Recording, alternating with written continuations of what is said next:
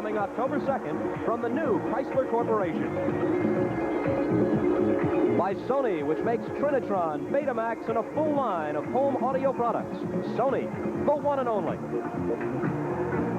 And by Allstate Insurance Companies. You're in good hands with Allstate.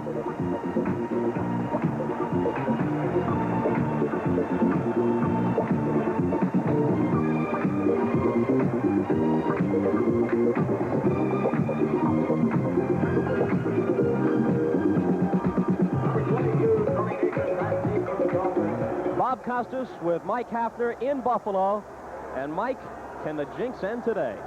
I'll tell you what, Chuck Knox has had his time here in Buffalo, and I think this young club that he's built through the draft is ready to break that jinx, Bob.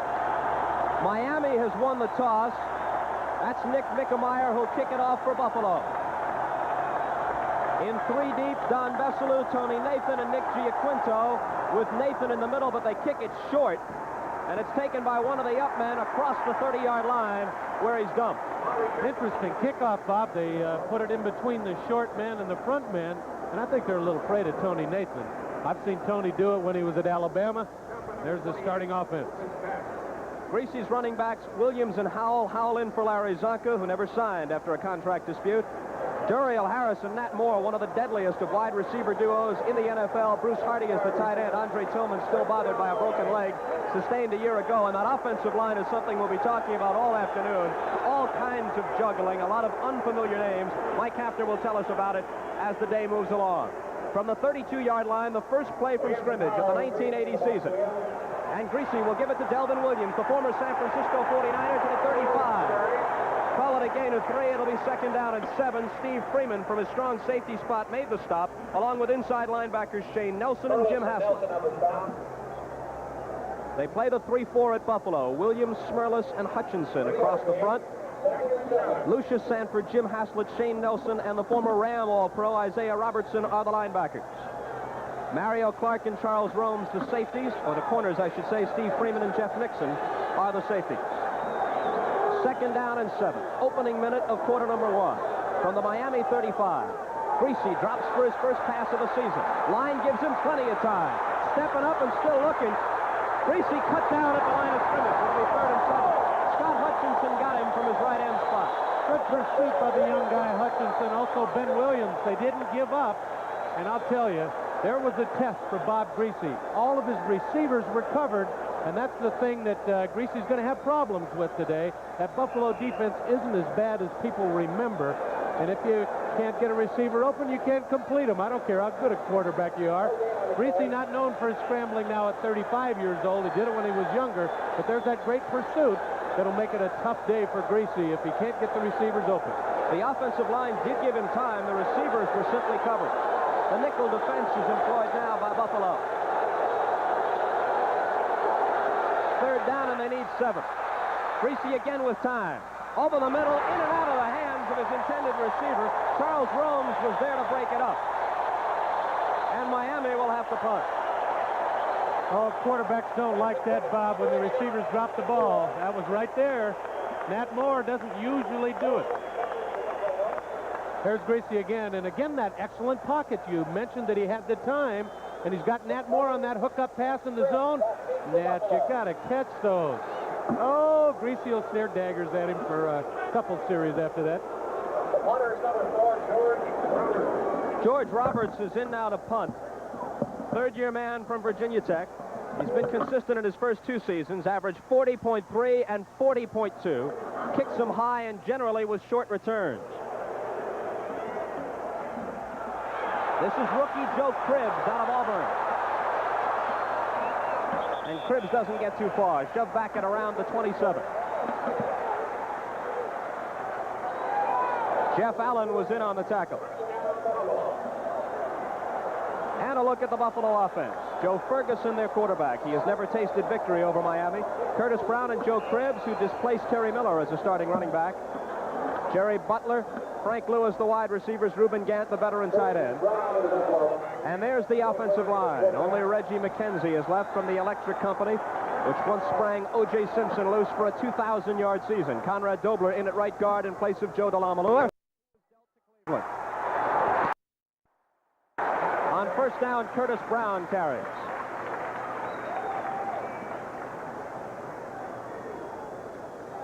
The 3-4 defense of the Miami Dolphins. Den Herder and Betters are the ends. Bob Baumhauer went to the Pro Bowl last year as the nose guard. Kim Bocamper, also a Pro Bowler, one outside linebacker. A.J. Dewey converted from a defensive line spot on the other outside spot. Larry Gordon in place of the injured Ernest Rohn inside along with Rusty Chambers. We'll get a look at their secondary again following this play. It's second down and 4. They keep it on the ground. Curtis Brown again, only a couple. It'll be a third and short situation coming up for Joe Ferguson and the Bills. You mentioned that defensive backfield. Don McNeil is a rookie, and I'll tell you what, when he matches up against Jerry Butler, the second-year man, that is going to be a matchup to watch today. McNeil, a number 1 pick out of Alabama. Gerald Small, Tim Foley, and Glenn Backwood are veterans. Third down, and we'll call it 2. We played 3 minutes of the first quarter. We have no score. The ball on the Buffalo 36. I wonder when we'll see the shotgun first. Gant, the tight end on the right side. Both wide receivers, Lewis and Butler, go left.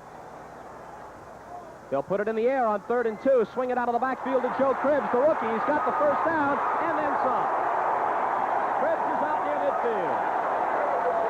Great story on Joe Cribbs. He's the starting running back. He's beaten out Roland Hooks, and he's beaten out Miller, and yet he's returning punts and kickoffs, Bob, and we take a look at him now. Here's what you do on 3rd down in the NFL now. You don't run the football in short yardage. You throw it because they've legislated the pass into the game. They've destroyed the defense. And look at Cribbs. He's got that great quickness, the first step, and he's going to give Miami fits all day. But he's returning punts and kickoffs and also the starting running back, and the last guy to do that was Gale Sayers. From their own 49, it's 1st and 10 for Buffalo. Joe Cribbs taking that job away from Terry Miller, who as a rookie 2 years ago gained over 1,000 yards. This is Cribbs, but he'll be spun down for a loss of 5. Kim Bocamper from the left side linebacker spot made the tackle. You don't fool Bocamper too often on that quick swing pass. It's not a good idea to throw on first down unless you go downfield. In the first quarter at Pittsburgh, Terry Bradshaw has hit Sidney Thornton with a 29-yard touchdown pass, and after less than 2 minutes, the Steelers are in front in that big one over the Oilers, 7-0 in quarter number 1. Well, you remember the playoff game last year, and this is kind of a continuation of that one, and we'll be keeping our eye on that Pittsburgh-Houston game all day. 2nd and 15 from the 44. 10 minutes and 18 seconds to play in the first quarter. Ferguson back with time. Unloading right side, deflected and intercepted by Bocamper. It was intended for Butler. Bocamper now laterals the ball back. That's Ortega that's Ralph got it Ortega now. has it. And they're into Buffalo territory. So Bocamper picked off the ricochet, then lateral to Ortega for some extra yardage. Ortega, a former Atlanta Falcon, and on the turnover, Miami is in Buffalo territory. And I'll tell you what, Jerry Butler, I think he's got a little bit of a complaint here. I don't mean to knock at Miami fans, but he might have got hit before the ball got there, and he complained a little bit afterwards. You see the ball bounce around. There's Bocamper with a pickoff, and shades of the Denver Broncos in the playoffs when they went to the Super Bowl. Now the defense is lateraling, and I have a lot of respect for Bill Arnsparger, the defensive coordinator, and I'm sure he doesn't like all this rugby stuff. You can fumble it right back to Buffalo again. But Ortega takes advantage of it, and now Miami has the best field position of the day. We'll be back in just a minute with more action between Buffalo and Miami. Michelob Light for the winning team, okay? You guys would do that for us?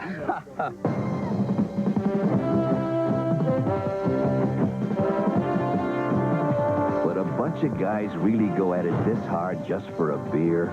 Well, consider it's Michelob Light, and that means a rich, smooth taste you can compare to any beer you like. You guys never played like that before. Hey, we never played for a Michelob Light before. Michelob Light, compare the taste. Yes, honey, I'll have a good dinner. Gotta go. Tough case, huh? Tough ain't the word. Perez is back from Kentucky Fried Chicken. I'm starving. Why Kentucky Fried Chicken? It's a hard case. My men deserve a fresh hot meal. Great chicken.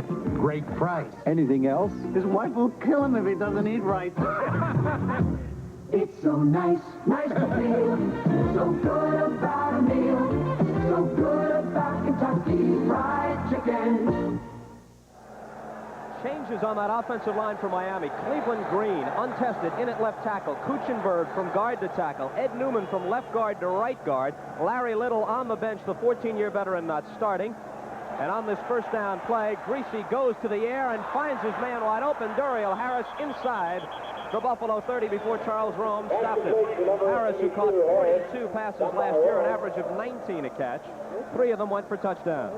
Bob, there's what I talked about, throwing on first down. Don't throw the short pass. You want to go downfield because that's the big surprise on first down. And there's the master, Greasy. He fools me every time. I can tell you what most quarterbacks in the NFL are going to run. But an old number 12 in his Dolphin jersey fools me about 60% of the time. He's a whiz. Completing those offensive line changes, Mark Dennard, a number 10 draft a year ago, replaces the great Jim Langer at center. He's retired. Third-year man Eric Loxo starts at right tackle. Delvin Williams carrying on first down and doesn't get too far, running into the middle of the Buffalo defense. And maybe, Bob, with Little out of there, he has started all 20 games in that 20-game streak. Now that he's on the bench, maybe that'll give Buffalo a break. Miami has lost 3 of their last 6 season openers. The 3 they won were all against Buffalo. Isn't that interesting? I'm sure Buffalo wants to change that today, but they're going to have to stop Mr. Greasy and company, and right now they got tough field position. 2nd and 8 from the Buffalo 26, 8:45 to play in the first. Moore left, Harris right, and Greasy again to the air. Line gives him time, and Delvin Williams out of the backfield for first down yardage. There's a pass you're going to see in the National Football League more and more this season, going to the backs. They've legislated the bump. You can only do it for the first 5 yards, and now you want to isolate that running back with the great speed on the linebacker. And you see the perfect shot of it here. Our crew at NBC always picks it up. Delvin Williams, 24, against the linebacker Haslett. And when you get that kind of speed mismatch, you're going to get backs open in the National Football League every play. And we'll see a lot of it. They're at the 16 with 1st and 10 as we move inside, 8 minutes to play. In motion is Moore. The handoff is to Howell with his first carry, and Jim Haslett makes the tackle. Haslett, who was the AP Rookie of the Year defensively in the AFC a year ago. What a great player he is. And then Shane Nelson on the other side was a free agent, and he's started every down for the Buffalo Bills in his career. It's incredible. Free agents can make it. I did it about 7 times with a lot of different teams. In about 5 or 6 different leagues? Really. Different continents and the whole thing. 2nd and 8 from the 14.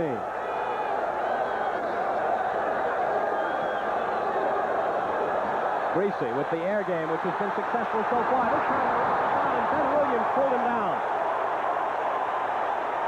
Buffalo gets their first sack. And Greasy fumbled. And give Ben Williams the credit. Williams was awesome. Ripped him right down to the floor. Greasy lost the ball, and Buffalo recovered. Scott Hutchinson from his right end spot came up with the recovery, killing the Miami threat after Williams came through with the sack. There's Williams, 77. Watch him. I mean, he's just so strong. He's only got jersey in his hand. He rips him down. Hutchinson really stripped him of the ball, and then he scrambles along and makes a recovery. And, you know, we talked to the Buffalo people. They said that Hutchinson might not play. It might be Dwight. It might be White. But after that play, he might have sewed up his job. Yankee in his 3rd year at the helm with Buffalo, 5-11 in 1978, improved to 7-9 a year ago. Before he left Los Angeles, he had won 5 straight NFC West titles with the Rams. Joe Ferguson pitches to Joe Cribbs, and the rookie is out to the 30-yard line for a gain of 5 or 6 on first down. Jesse Chambers in on the stop. It's very hard to run wide against the 3-4. I don't think we'll see very many sweeps from either club today, Bob. But this Cribbs is something. Oh, he is just one incredible young man. Returning punts and kickoffs. He's got the great outside speed.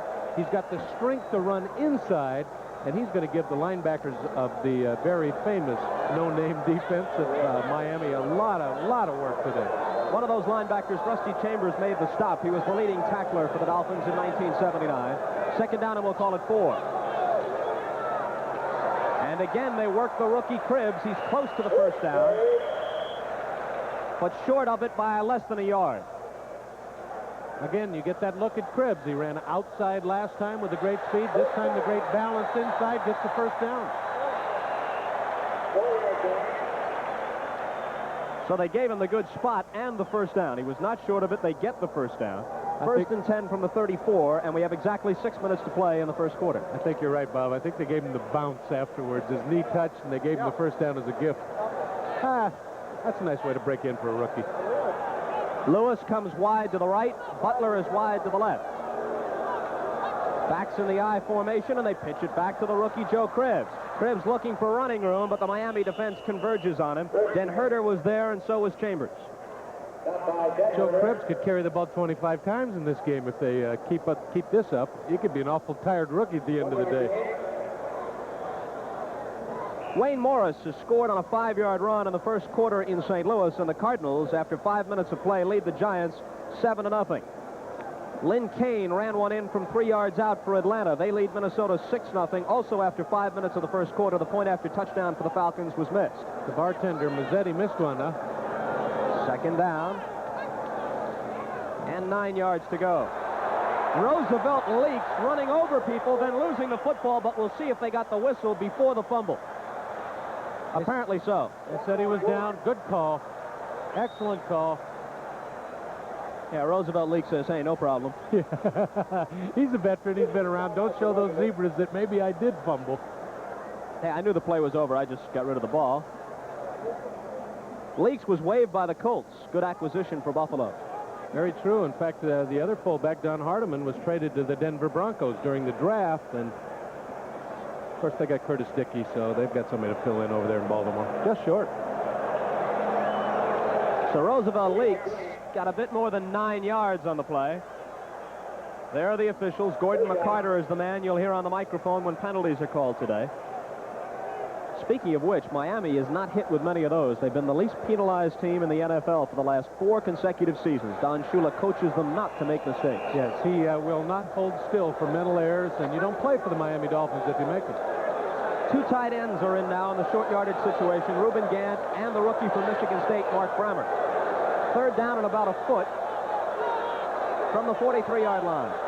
Great time to throw the football, but they won't. Ferguson thinks it's a great time for a quarterback sneak, and he gets the first down. That's why I'm up here in the booth, and he's quarterback in the club. Oh, Bart Starr might have tried it. Or Johnny U. Oh, yes.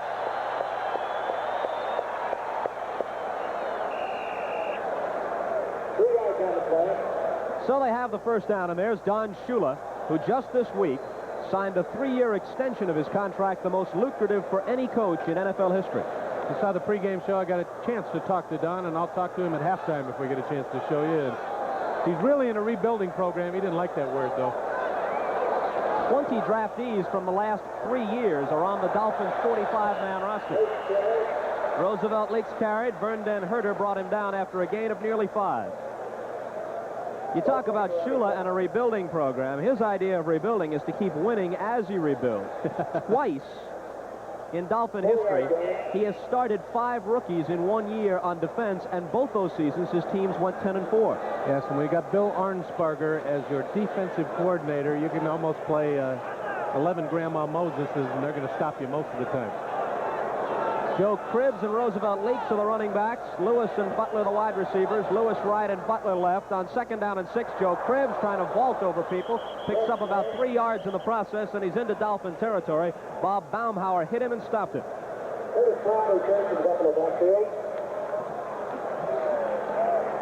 These same 2 clubs opened the 1979 season here. And in heavy rain, Miami beat Buffalo 9-7.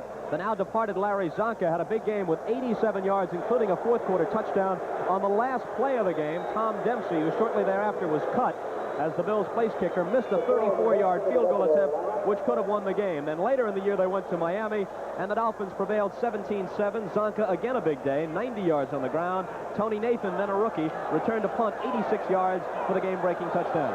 We talked about Baumhauer on the nose. Watch that matchup between Baumhauer and Will Grant, who's getting his first start in the NFL at center. That's going to be a real war, and Baumhauer's winning so far. They may have taken too much time. Oh, yes, 30-second clock ran out. That's going to cost them 5. It was 3rd and 3. It'll be 3rd and 8 now. They had brought in Roland Hooks as the extra running back, and we're going out of a wing formation on 3rd and 3. Shotgun coming up. Anytime Hooks comes into the backfield, and you'll see him pull the tight end, They'll go to that shotgun. We may see it for the first time today, right now. Why do you think it's taken another team so long to follow Dallas's lead?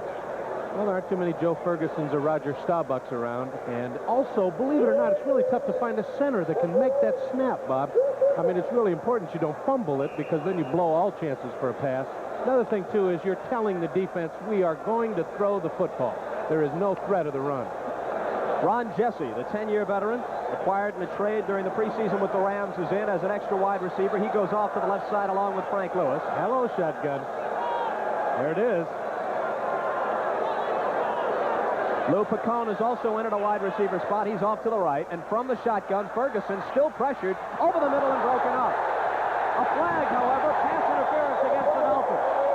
It was intended for Ron Jesse, and the veteran was interfered with. It'll be first down near the 35-yard line of the Dolphins. And again, Bob, I told you earlier that I think Jerry Butler had a legitimate gripe on a pass interference play. Here, Ron Jesse was interfered with. There was no doubt about it. He grabbed a hold of him before the ball got there.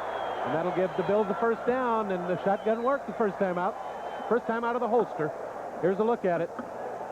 Ferguson gets a quick look at the defense. That's the advantage of the shotgun. He's got Jesse coming underneath in that zone, and you'll see the defensive back just hanging all over him. And it was a good call by the back judge.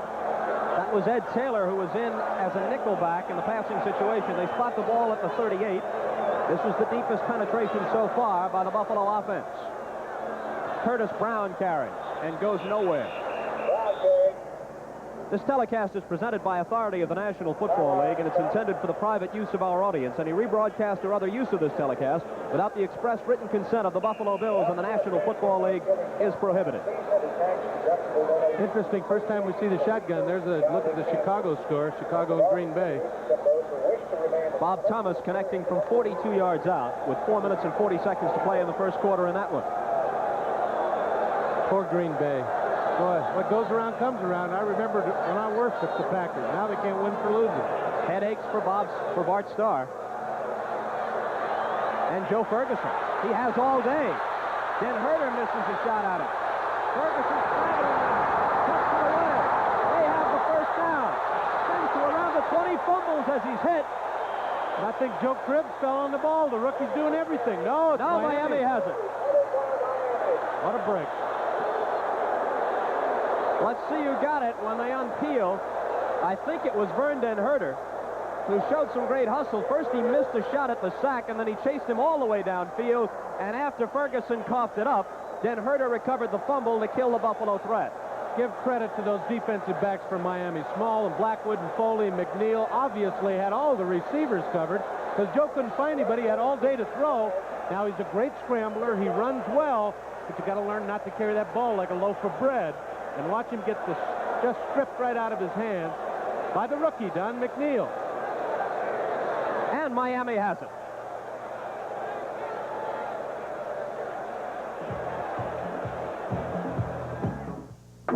At about 4. Hey, David, if we have time, why don't we see the play one more time then?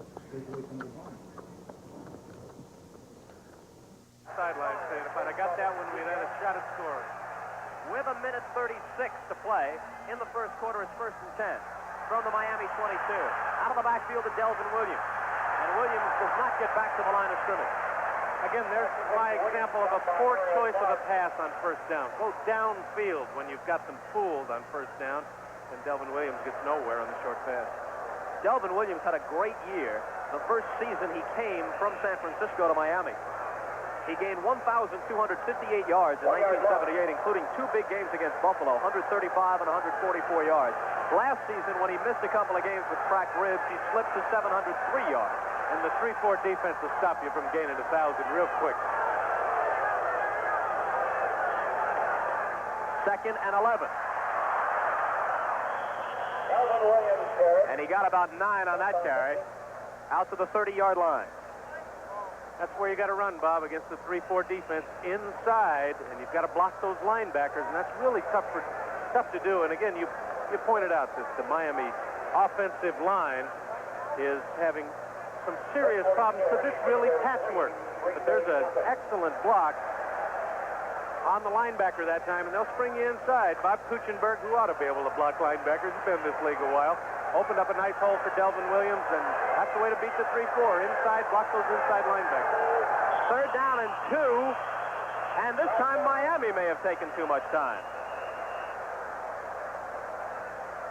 30-second clock's right in front of him. Greasy ought to be able to see it. He's been around too long to miss that one.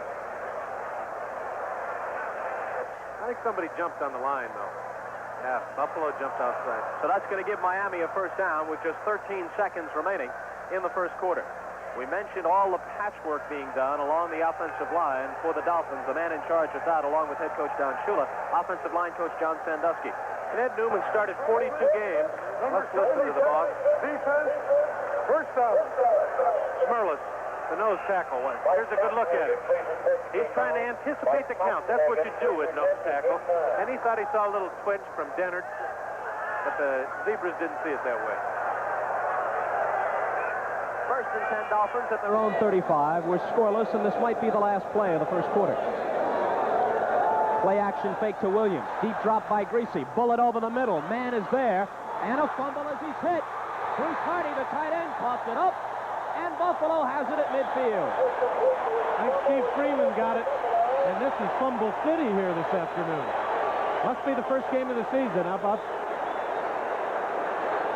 They're going to give the fumble recovery to Jeff Nixon, the free safety.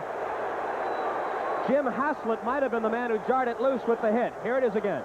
Bruce Hardy tries to do too much, Bob. He's got the first down. You don't have to worry about it. Look, he's wide open. He's beaten Shane Nelson. Now he tries to be Delvin Williams. And again, carrying it like and Haslett nailed him from the back. Haslett knocked it loose. Nixon recovered it. It's Buffalo ball. Good look at the fumble play, and again, Hardy's got to remember that he's not a running back. He's a tight end. He wanted the first down. He got it there.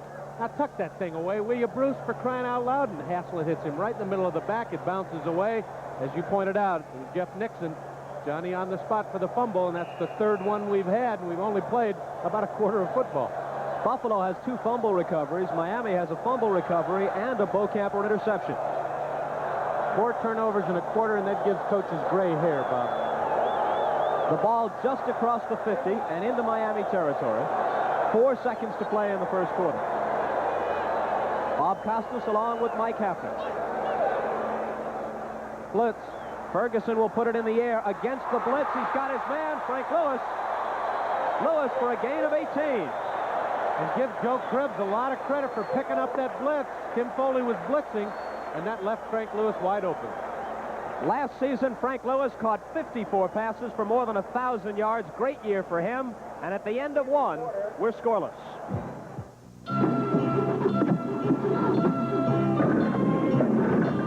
Ferguson breaks them out of the Buffalo huddle. A year ago, he was calling his own plays. This year, head coach Chuck Knox, in consultation with quarterback coach Kay Stevenson, sending them into Ferguson. But, of course, he has flexibility. He can audibilize at the line of scrimmage. 1st and 10 from the Miami 32. Hands the ball to Curtis Brown. And Brown, the 4-year man from Missouri, gets 3 or 4 yards. Not often you see a 205-pound fullback. It's just not really what happens. Oh, look out for Pittsburgh. The Steelers have struck again. Franco Harris from a yard out. 14-0 with 3 minutes and 47 seconds to play in the first quarter. And the Steelers looking to establish who's boss in the AFC Central right off the bat. I thought Houston maybe would give them a run this year and have a real shot at the Super Bowl, but Bradshaw and company just won't let anybody take that away from them. 2nd down and a long 7. Opening minute of the second quarter. The rookie Joe Cribbs getting a lot of work, but not too many yards this time.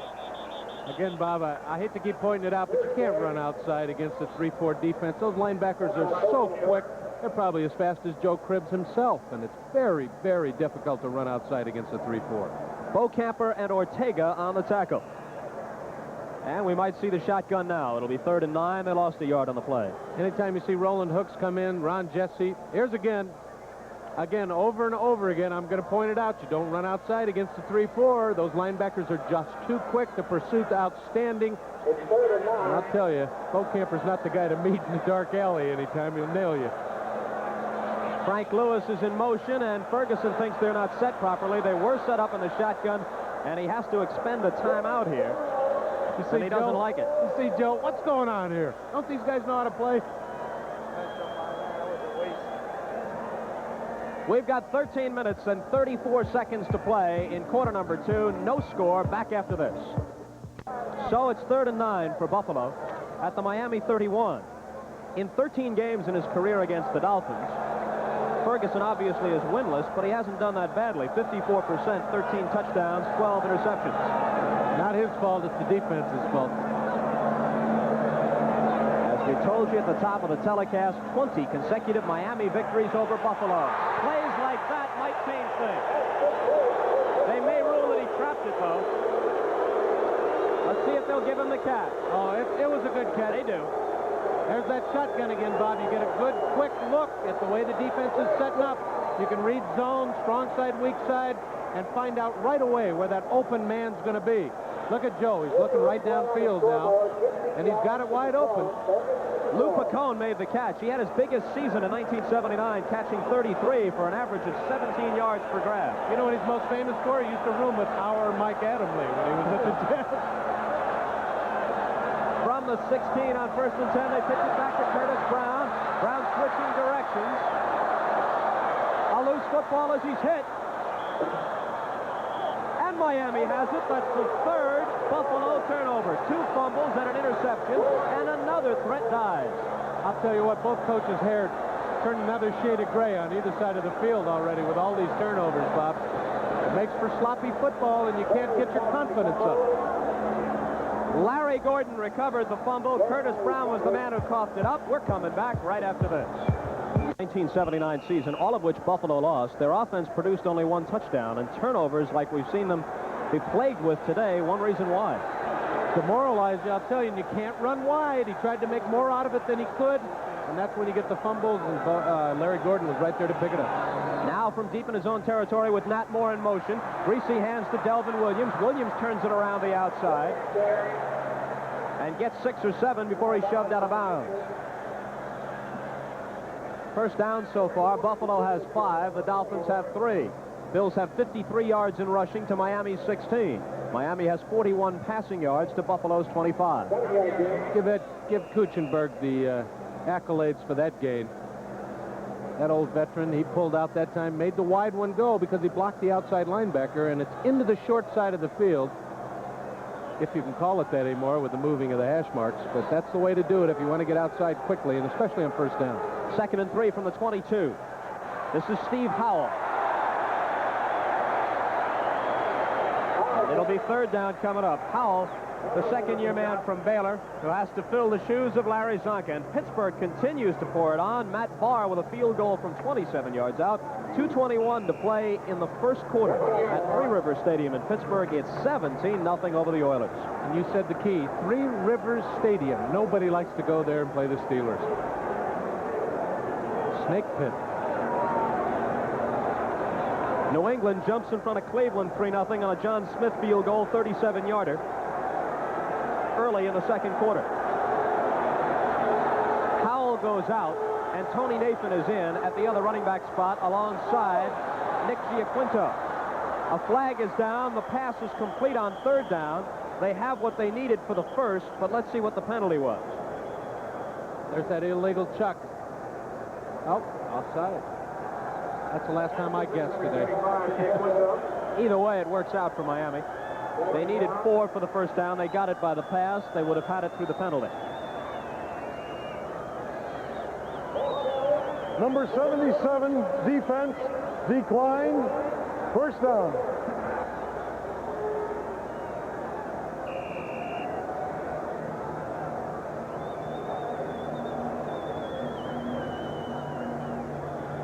'77 Ben Williams trying to get an extra jump. When you're in that 3-4, it's tough. You always have 2 people blocking on you in a pass situation. And you try and get a little extra edge, and they'll catch you jumping off sides every once in a while. Uh-oh, your Cardinals have been tied.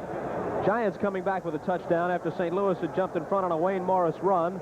Phil Simms hits Ernest Gray from 10 yards out. 3:33 to play first quarter. They're tied at 7 apiece. Minnesota back with a touchdown and a 7-6 lead over Atlanta. Tommy Kramer to Sammy White from 24. 4:54 to play in the first quarter in that one. Nat Moore is in motion. 1st and 10.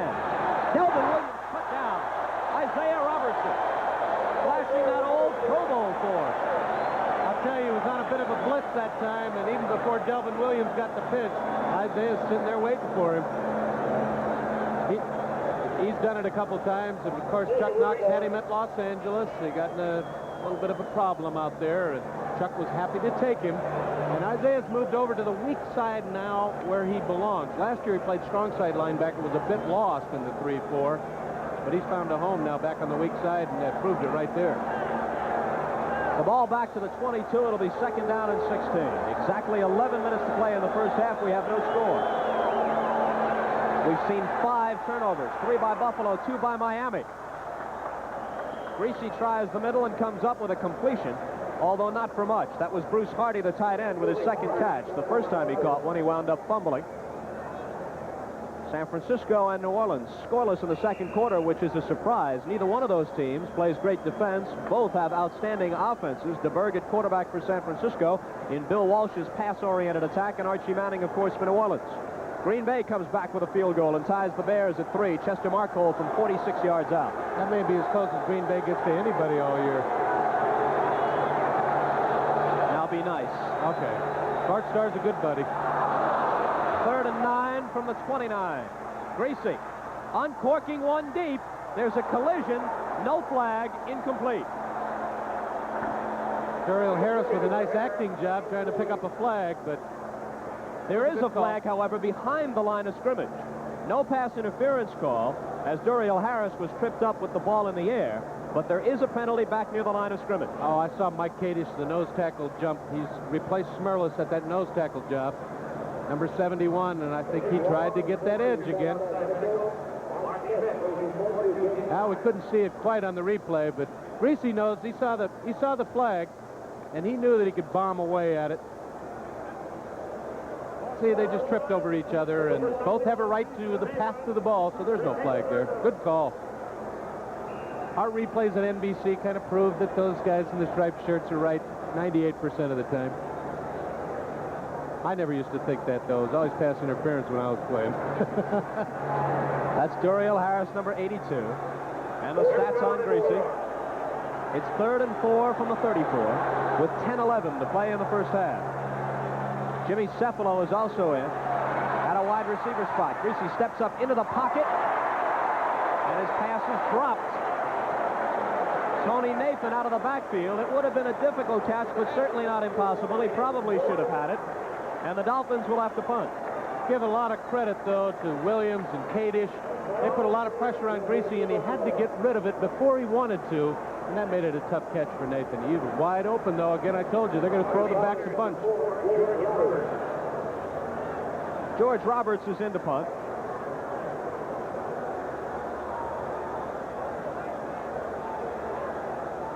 And the deep men are Lou Picone and Joe Krebs. Picone is closest to you.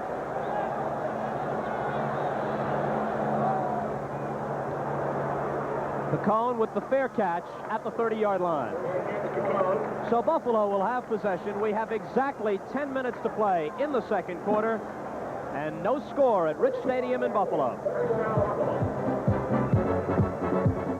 Yankee ingenuity is still alive and well. You'll see it October 2nd on K-Day when Chrysler's K-Cars show up to take on the imports. And they bask in the sunshine at Rich Stadium, something which will not be the case come November and December. Oh, I've seen it snow here in September, Bob. It can get awfully cold. This right on the snow belt. I can never figure out why they built the stadium here. But it's a gorgeous day today, as you pointed out. And a sellout crowd. From just across the 30, rookie Joe Krebs carries for about 4 yards on first down. Both teams have been threatening all day, but turnovers have shut the door on them. 3 for Buffalo, 2 for Miami. 5 fumbles? Holy cow. Actually, 4 fumbles and an interception. Right. And that was a fumble in the air. They tipped it around for 20 minutes. Looks like both clubs are waiting for the roof to fall in on each other, and it keeps happening to both sides. Krebs and Brown are the running backs. Lewis is wide left. Butler is off to the right. 2nd and 6 from the 35. Joe Krebs. Krebs with a first down. Out to the 45-yard line. Tim Foley stopped him from his strong safety spot. Tim Foley and Vern Den Herter, the only defensive links remaining to the no-name defense of the Super Bowl years, 1972 and 3. Joe Cribbs, that time, that wasn't really an outside run. They'd blocked both linebackers, outside and inside, and it gave Cribbs the big hole to get through. And as you mentioned, it had to be the offside defensive end to make the tackle and a safety. And another Buffalo first down. They're piling up plenty of yardage, but so far no points. Ferguson, deep drop, plenty of time, swings it out to Curtis Brown. Brown dancing across the 45, but gains maybe a yard on the play, and that's all. They're not listening to me about those short first down passes. They just don't work. Now watch, somebody will break a screen on first down for 90 yards and 6. Doug Betters was in on that tackle along with Tim Foley. When A.J. Dewey was injured last year, Betters moved in, took his starting job away. Now they have moved Dewey, who as a defensive lineman was the AFC's Defensive Rookie of the Year in 1977. They've moved Dewey to outside linebacker. He couldn't gain any weight. He couldn't get any higher than 235, and you can't give it away to a 270-pound offensive tackle. So he's a linebacker. Second and long. Ferguson with time, airs one out left side, deflected away from Frank Lewis. Gerald Small came over and got a hand on it. Tim Foley was also there. Not a good choice to pass. He had the double coverage on Lewis, and I think Joe was trying to throw it away. He's in a hurry. He slips a little bit, and that throws his timing off. But you watch, he's throwing it right into the double coverage. They got a guy in back, guy in front. No chance for Frank Lewis. That's when receivers turn into defensive backs. You want to knock it away then. So it's 3rd and 8 with 7:51 remaining, and they go into the shotgun. Of course.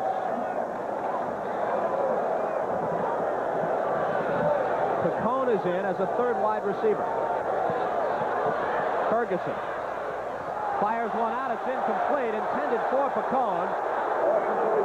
Glenn Blackwood, the free safety, was there with him along with Ed Taylor, and the fans are screaming that Picone was tripped up, but no pass interference call, and Buffalo is going to have to punt for the first time, and we see the rookie in to punt, Greg Cater.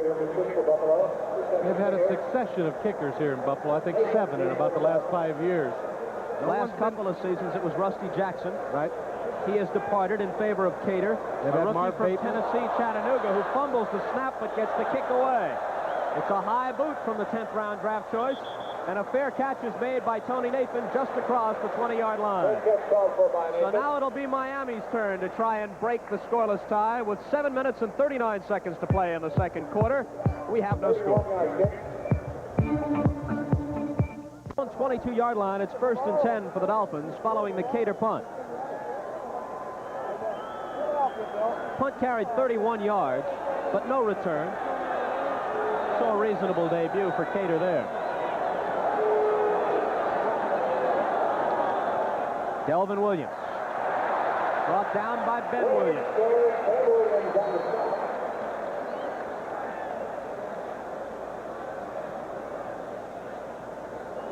Ben Williams having a heck of a day so far. Caused a fumble, running all over the field. That great pursuit of that 3-4 defense makes it tough to run. You got to block those linebackers.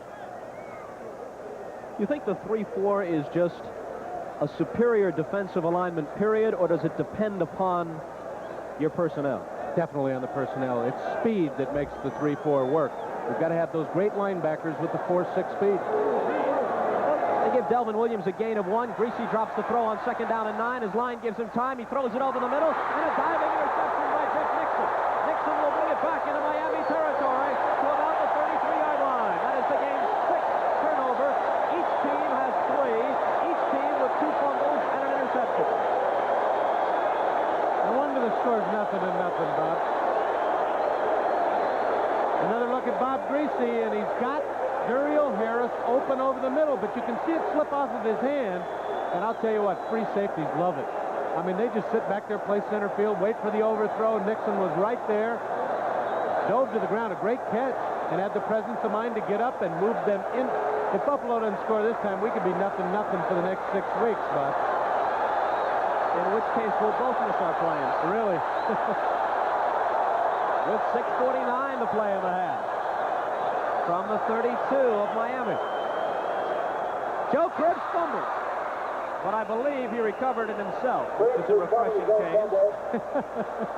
I mean, you could probably call for a turnover every third play, and we'd probably be right.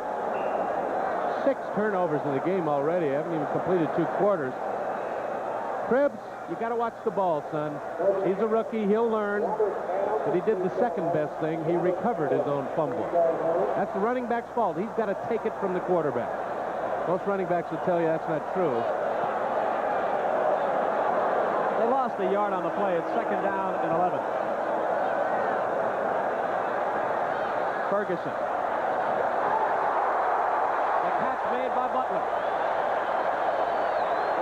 Jerry Butler, who last year as a rookie was the AFC's Rookie of the Year with 48 catches, despite missing 3 games with a shoulder injury, had 4 touchdown receptions, all of them in 1 game against the New York Jets. What a day he had then. Holy cow. Thank you, Dick Enbert, for the holy cow. I'll pay you your residuals later. Don Shula along the Miami sideline. Had only 1 losing season in 17 campaigns as a head coach dating back to 1963 when he became the head man with Baltimore at age 33. Then the youngest head coach in the NFL. Ferguson swings one out to Cribbs, and Cribbs runs into Rusty Chambers.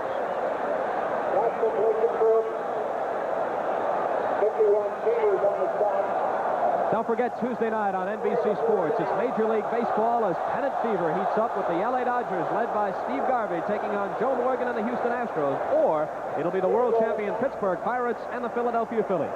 Prime time, Tuesday night here on NBC Sports. That's 8 Eastern time. Check your local listings for the game and the time, depending on your time zone in your area. Oh, and NBC's got the World Series this year. It's going to be a great one no matter who gets there, Buff.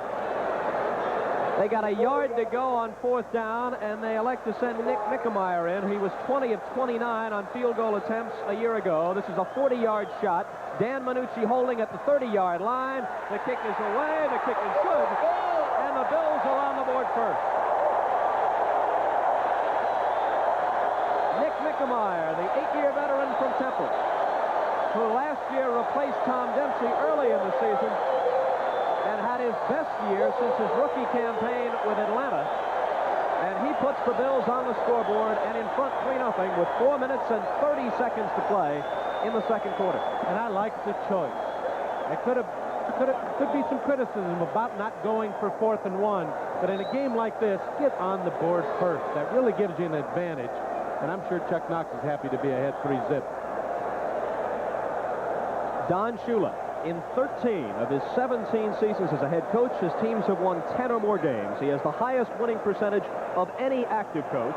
Counting playoff competition, it's .733. He is 4th on the all-time winning list behind George Halas, Curly Lambeau, and Tom Landry. Now Mickemeyer will kick it off following his 40-yard field goal.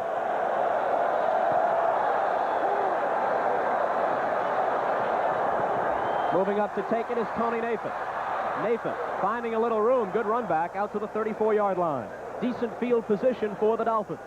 Anytime you get a kickoff return outside your own 30-yard line, you have been successful. And 34-yard line, that ain't bad. Nathan can do it.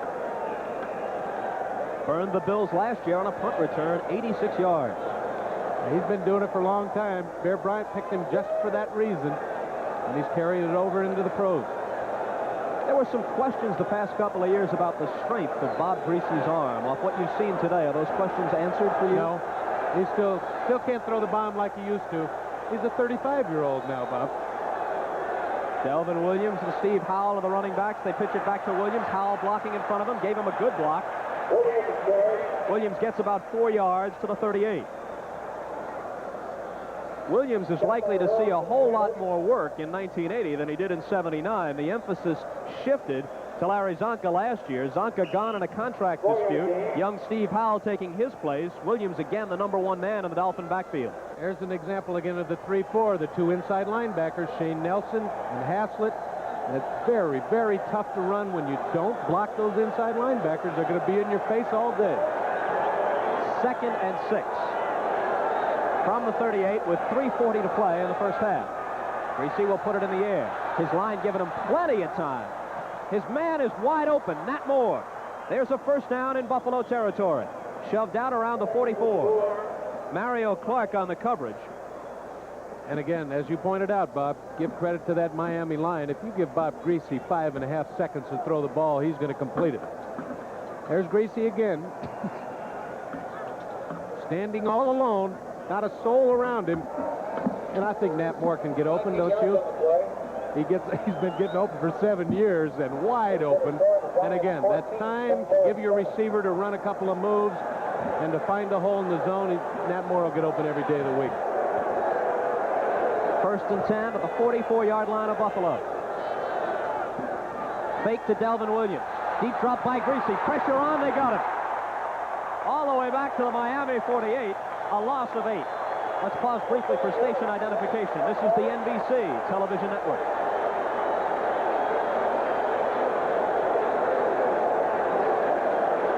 Bob, there we go again. We get the opposite side.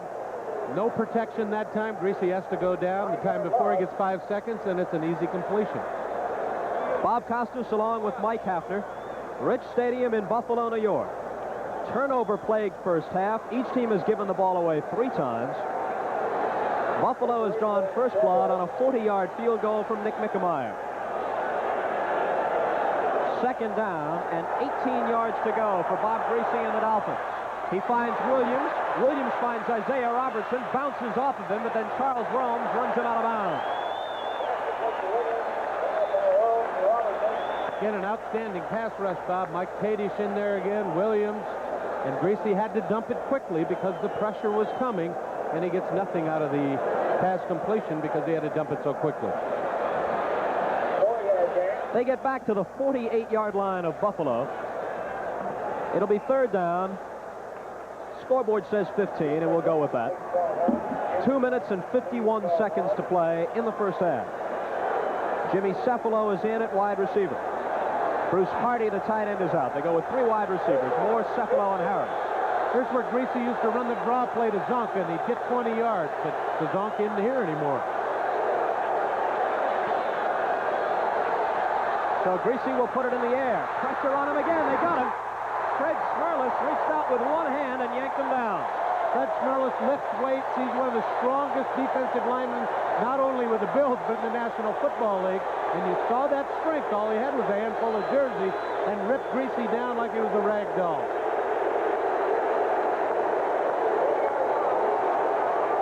So George Roberts will make his 3rd appearance of the day, and he'll punt it away for Miami. Buffalo will still have 2.5 minutes with which to do something. Joe Cribbs is in single safety, standing around his own 20-yard line. Too bad they have outlawed the tearaway jersey. Greasy might have got away from a couple of those sacks.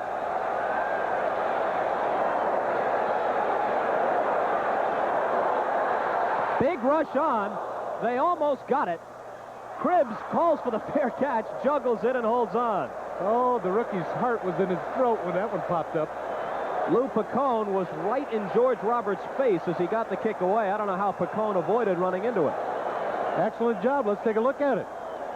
Picone, the Superman on special teams, and he takes the perfect angle so he doesn't... Oh, right over the top of his head. Picone, you're lucky. Could have been a flag on that one. Lou Picone, a very popular player, was so with the Jets, is here in Buffalo. Wide receiver who caught 39 passes last year, plays the special teams, returns kicks. From West Liberty State. And they say 5'9", and if he's 5'7.5", it might be lucky. 2 minutes and 11 seconds to play in the half. Joe Cribbs, they're going to find out what he can do early. Not outside. Dolphins are roughing him up pretty good. Welcome to the NFL, rookie. Verndon Herter gets credit for the tackle, and the clock stops with the 2-minute warning. The Bills got a couple of minutes here, Mike, to try and add to a 3-0 advantage. And I'll tell you, the shotgun's been very, very successful, although they've got their regular running backs in there now. And Although, when Ron Jesse comes in, you'll know that the shotgun is ready, and I see him standing on the sideline, so maybe if they don't make it this time, they'll go back to it. But here's the perfect time to run the 2-minute offense. They've got 2 minutes to go, a 3-point lead. You don't want to throw the interception, but you want to put some points on the board because 10-0 could win this one.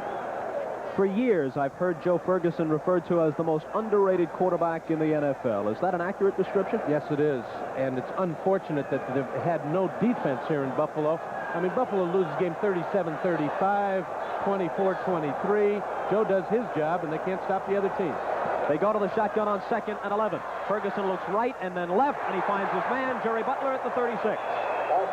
Check it, it's Joe Cribbs, the running back. Cribbs came out of the backfield and made the reception. Larry Gordon tackled him from his right side linebacker spot. There's a look at the shotgun, and then they're in the hurry-up offense. But again, you've got 5 receivers downfield, and all Joe has to do is find the hole in the zone, and he did with Cribbs, and the youngster can do it all. First down from the 36. Cribbs again on a swing pass. Cribbs across the 40, across the 45, out near midfield. Joe Cribbs finally stopped at the 49. Glenn Blackwood made the tackle. Boy, and there's the perfect call. 2nd and short. Now you run the swing pass, not on first down. Buffalo just used a timeout. They have 1 remaining. Miami has all 3 of theirs, which is irrelevant at this point. Remember, Joe Ferguson had to use that timeout when they got mixed up on that one play. Boy, and you'd like to have those back. You don't want to make those mistakes. Now he's down to 1, and they may need 1 more because they're right at the 50-yard line. They've got 1 minute and 22 left. Chuck Knox sending Joe Ferguson out there with some instructions. Last year, Ferguson threw for 14 touchdowns, had 15 intercepted. His best year, perhaps 1975, 25 scoring passes. And again, in defense of Joe Ferguson for those 15 interceptions, he was always playing catch-up. He was trying to bring his team back from 2 touchdowns down, 10 points down, and when you try to force it in the NFL, you're going to get them picked off. A sign hanging from the seats behind one of the end zones says, "Please," an obvious reference to the 20-game Buffalo losing streak against Miami. They haven't beaten the Dolphins since November of 1969, and this nonsense has to stop sometime. They got a shot today. This is a whole different Buffalo Bill team than I've seen in the past 4 or 5 years. Again out of the shotgun. Ferguson with his man wide open. It's Joe Cribbs again, the rookie from Auburn, and he gets out of bounds. So he showed good presence of mind and picked up big yardage. You like those moves from a 21-year-old rookie? He just faked that Miami Dolphin right out of his shoes, picked up a first down, and got out of bounds. To stop the clock, didn't have to waste the timeout. Smart kid. With 1:14 left, he's got Terry Miller bolted to the bench right now. Miller, #1 pick a few years ago from Oklahoma State. He was a Heisman candidate in college, gained over 1,000 yards as a rookie, slipped last year. Now he's talking about wanting to be traded. Yes, called me in the summer. I watched him grow up in Colorado Springs. Said, "Mike, how can I get to the Denver Broncos?" which is out in my area. I said, "Well, if the Broncos had a cornerback to trade to Buffalo, you might be out there, but not very soon." From the Miami 41 on 1st and 10. Out to Cribbs again, out of bounds again. Stopping the clock with 1:08. That took all of 6 seconds. Kim Bocamper gets credit for the tackle. Right down number 20 in white, Miami fans. You're going to hear a lot about this youngster. Let me throw a name at you. See if Cribbs reminds you of this guy, Terry Metcalf. Oh, right on the button. Lots of moves, great pass receiver, can run outside and inside, great balance. That's a good comparison, Bob. Very good. They got 9 on the play. It's 2nd down and 1 from the 32. They're within Mickelmeyer's field goal range right now. Roosevelt leaks. The big back has come in the short yardage situation. They give it to Roosevelt. He's hit immediately, trying to drag the tackler Larry Gordon with him. The clock's stopping. No, still moving. Inside a minute to go. They're in the hurry-up offense. No, he's going back to huddle. I thought for a moment they'd stop the clock to call for a measurement, but they say clearly no gain. So it's 3rd and 1 with the clock moving. Buffalo has 1 timeout left. And they won't waste it, Bob. Now they're in field goal range, and they're going to save it for the opportunity for a field goal. Butler right, Lewis left, leaks again, got the first down, finds running room, Roosevelt leaks. Now we're inside outside 30 seconds. 28, 27, 26, He won't 25. call timeout either, Bob. They're going to hurry up. Down to the 17-yard line. Throw it out of bounds, Joe. That's the way. That's what he does to stop the clock with 13 seconds left. So they still have the timeout. They have the ball at the 17, and they have 13 ticks of the clock to work with. Now Joe Ferguson has got a chance to throw 2 passes that he can possibly get touchdowns on. If it happened to be complete inside the 2, he's still got his 1 timeout left so they can line up for the field goal. I just think he looked over to the bench for some encouragement. Uh-oh, flag on the field, huh? I think they may have, in their haste to set up quickly, they may have set up illegally. Somebody may have jumped offside. Illegal formation. Good call, The Bob. end was not up on the line of scrimmage on the right side. Bob, you got sharp eyes. My compliments. Gordon McCarter, the referee, announcing the call, but the Bills are still in good shape. This is a chip shot still for Mickemeyer. Don't tell him that, though. He might have hooked one over into the sideline. There are the penalties. Buffalo 4 for 20, and again, that excellent Miami team, only 1 penalty. That's pass interference.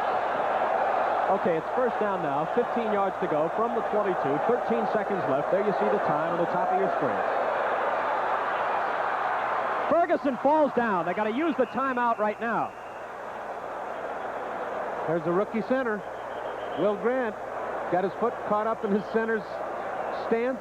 Fell right on his duff. Boy, he embarrassed after that. Well, on a quarterback sack, there's an automatic timeout in the last 2 minutes of any half, but that's only a timeout for enough time to set up. Then they'll start the clock again. So there's 9 seconds left. Buffalo still has their timeout remaining. But they got called for too much time. It didn't make any difference whether Joe fell down or not. He let the 30-second clock run out. It's going to cost him 5 more yards. But again, they're still in field goal range. Take a look at Joe. See catch on his center's foot there?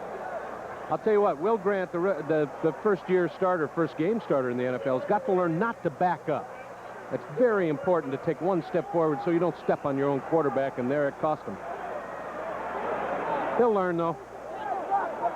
So now the ball is at the 27, and if they gain no more yardage, we're talking about a 44-yard field goal, which might be a different story. They'd like to complete a sideline pattern. They still have the timeout left, so they could go over the middle and call the quick timeout, but they'd like some more yardage before bringing Mickemeyer on. Miami will protect the sideline, so he's got to go over the middle here. If he throws it outside, he could get it picked off. Down the left sideline, intercepted. Gerald Small intercepts. The half will end on this play, and so will a Buffalo threat. I told him not to go to the sideline.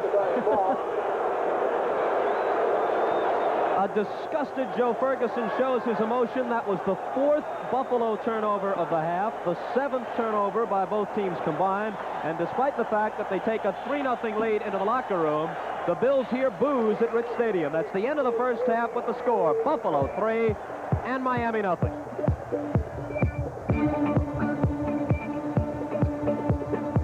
Odds are you sell your house faster if you tell more people about it.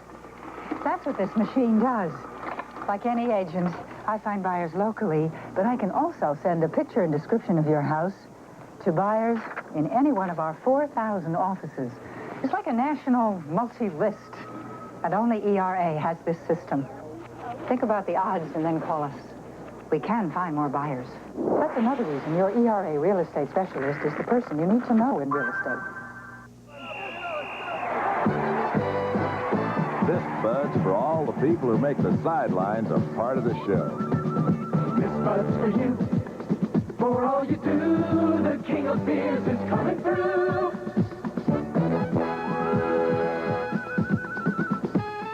Yeah, just for you, that distinctively clean, crisp taste that says Budweiser. For all you do. This Bud's for you.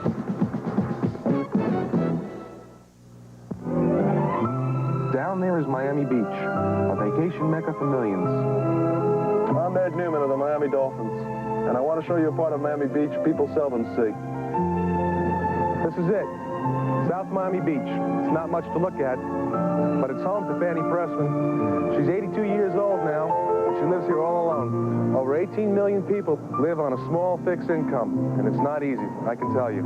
She still gets a big kick out of life, though, thanks to some nice people from the Jewish Senior Center. This is an agency supported by United Way and run by United Way volunteers. Every morning they pick her up and take her to her friends. She plays cards, gossips, sings, has a grand old time. My grandmother used to say that if you give love, it'll come back to you. And that's a philosophy I agree with. Well, that's the kind of philosophy I live with, son. United Way works here in Miami. Thanks to you, it works for all of us. United Way. Back at Rich Stadium in Buffalo, we're at the half on the strength of a Nick Mickemeyer field goal from 40 yards out late in the second quarter. The Buffalo Bills lead their old nemesis, the Miami Dolphins, by a score of 3-0. Bob Costas along with Mike Hafner. In a way, Buffalo, I guess, has to be happy. They've had so much difficulty handling this Miami club that a lead of any kind has to be a pleasant surprise. On the other hand, it could be much more. Oh, it could be much, much more for Buffalo, but I think the encouraging thing is, Bob, that there hasn't been any defense in Buffalo for the last 6 or 7 years since O.J. was here, and to hold the Miami Dolphin club to no points in the first half has got to be very encouraging. We're going to break away here for just a moment and be back and give you a rundown on some scores of other games. NFL 80 halftime activities will continue in a moment. We'll be right back after these messages from your local station. On Disney, Daring Do with Mickey Mouse and his pals, Mickey's Greatest Adventures. Then on Chips, can Ponch and John learn the real cause of Bonnie's accident? Then it's television's Night on the Town when all your favorite primetime stars shine their brightest. Don't miss the 1980 Emmy Awards right after Disney and Chips Sunday. Hey, Anderson, I hear you're contacting your smaller customers once a week. That's right. That doesn't sound very profitable. I mean, your entire sales force spending all that time on so little business? Not our entire sales force, just one guy. One guy? Sure, young Baker here. Oh, yeah, those little accounts add up to big money when you handle them by long distance. Looks like you could use a little long distance yourself. Long distance. It's the way to get things done today.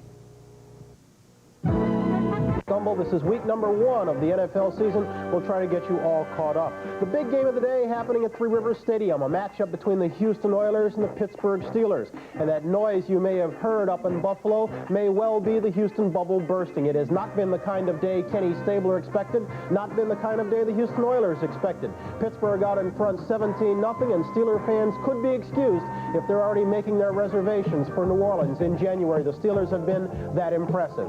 Terry Bradshaw has definitely gotten his act together in Pittsburgh at the head of an attack that has been simply awesome today. Early on, he hit Sidney Thornton, first score of the game. Pittsburgh was the first team to score this year, the last team to score last season.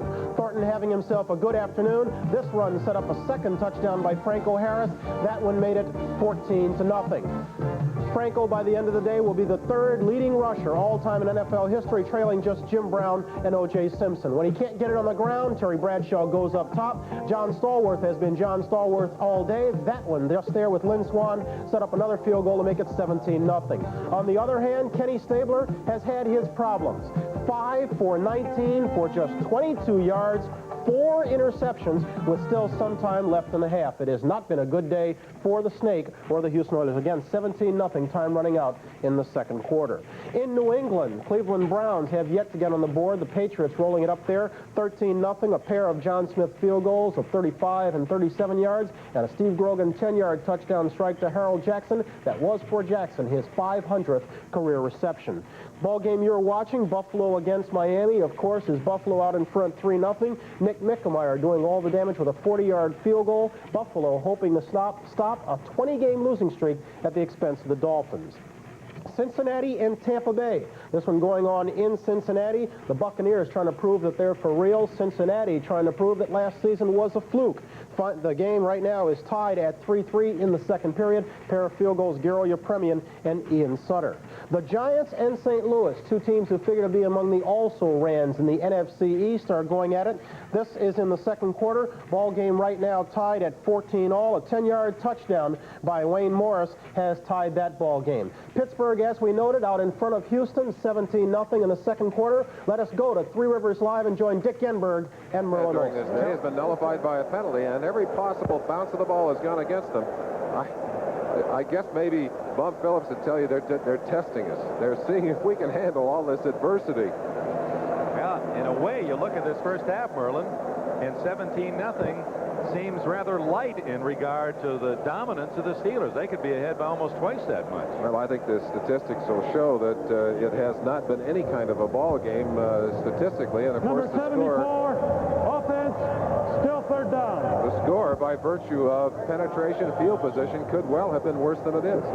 Leon Gray ticketed with a hold. 3 times an All-Pro and All-Pro last year. Let's see that juggle by Blunt. He's got the interception. Whoops, bobbled it right to Carpenter, but it doesn't count.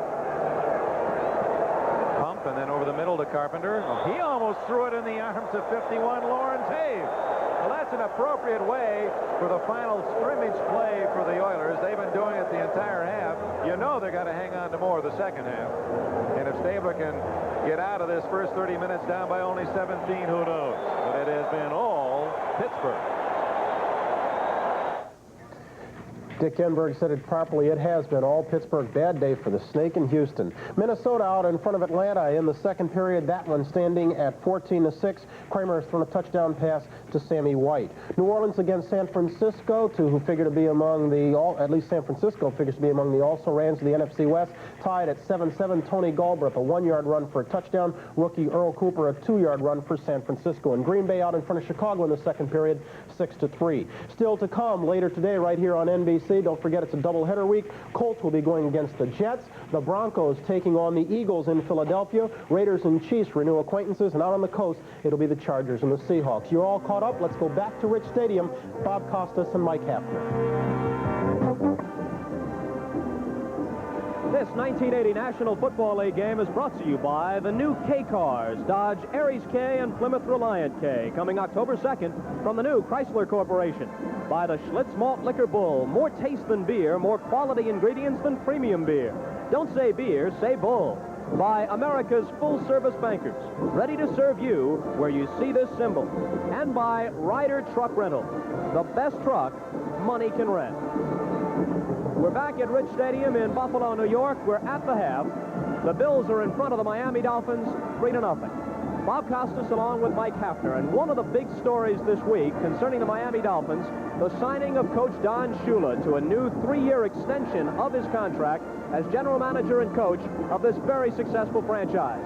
Before the game today in Buffalo, Mike Hafner had an opportunity to visit with Shula and talk with him about this year's installment of the Miami Dolphins. Here's Mike's interview with Don.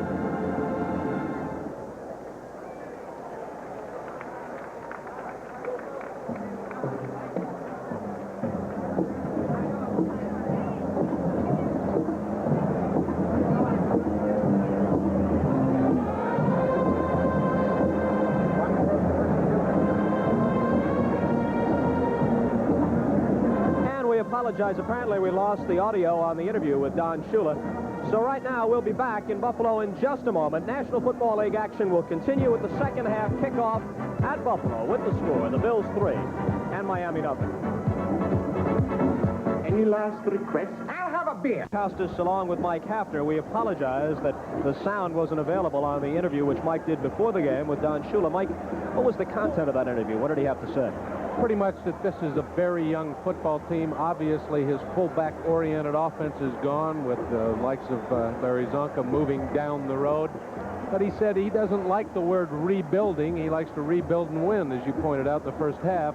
And that he felt that with 3 great years of drafts in the past 3, that this club wouldn't be very far away from, again, contending for the AFC East title. And I tend to agree with him. I think it's up for grabs.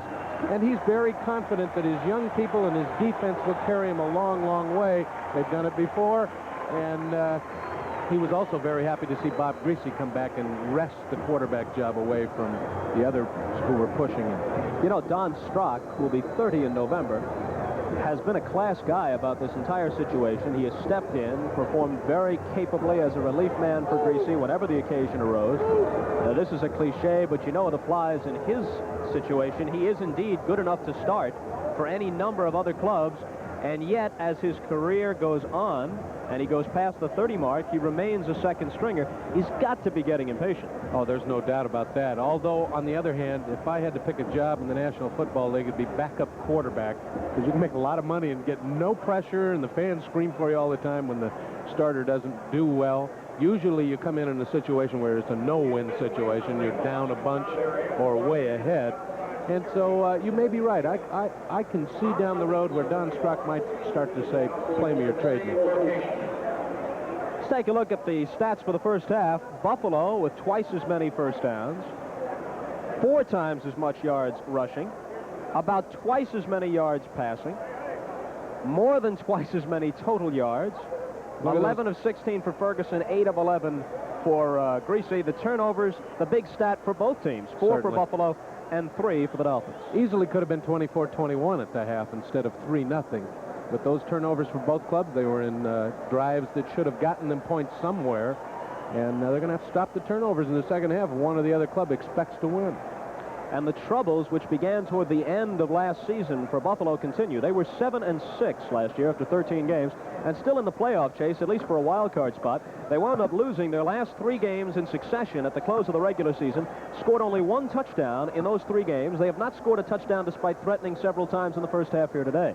They're going to have to get that offense cranked up, but again, as I mentioned in the halftime show, that their defense has now surprised. After 5 years, they've got a club that can shut somebody out for a half, and that's going to be very, very important. I have a lot of faith in Joe Ferguson in this offense, especially with the addition of Cribbs and Ron Jesse and people like that that can make this offense go. They'll work out those problems with the fumbles and the interceptions, and this will be a club to contend with. They can push the Jets or Miami or New England or anybody for this division title. Getting back to Miami for just a moment, as you look at Chuck Knox along the sideline, the head coach of the Buffalo Bills. With Zonka gone, I guess they wish that they had drafted a running back this year. They had 13 draft choices, did not select a running back with any of them. The first time in the history of the Dolphin franchise that they have not selected a running back, at least one of them, in the draft. Uwe von Schamann booms one into the end zone, and Joe Cribbs decides to stay right there. They'll bring it out to the 20 on the touchback to begin the second half. Interesting, Don Besselou has been kicking off a bit for Miami. Did it in the preseason, and I thought maybe von Schamann wasn't going to have that job, but there he was, booming it in the end zone. When you do that, the special teamers love you. They don't have to make the tackle. They don't have to bust the wedge. I played too many special teams not to know about kicking it off out of the end zone. So we'll have the first play from scrimmage in the second half. Buffalo leads it 3-0. Mickemeyer from 40 yards. That was all the scoring in the first half. Lewis is wide to the left. Jerry Butler is wide to the right. Cribbs and Curtis Brown are the running backs. Ferguson hands to Curtis Brown, and the Dolphins hold a team meeting on his body. It'll be 2nd and 10. Bob Baumhauer in the middle. Oh, goodness. A.J. Dewey. What a great defense. And Bill Arnsparger again. He and Joe Collier out in Denver, who really started the 3-4. Both of them, I guess, get credit. 2 of the finest defensive coordinators. And despite the talent, they're going to stop you every day of the week. A.J. Dewey was in on that tackle. Interesting story regarding his switch from the defensive line to outside linebacker. Chuck Otterson, a sports writer with the Palm Beach Post, suggested that move to Don Shula. And Shula said, hey, I'll try anything. It's worth a try. And Otterson's move has worked out. Here's Joe Cribbs trying to come wide. Gains only a couple. It'll be 3rd and long, and we might see the shotgun again from Joe Ferguson and the Bills. Bob Baumhauer stopped it. First time a sports writer's ever made a suggestion that worked.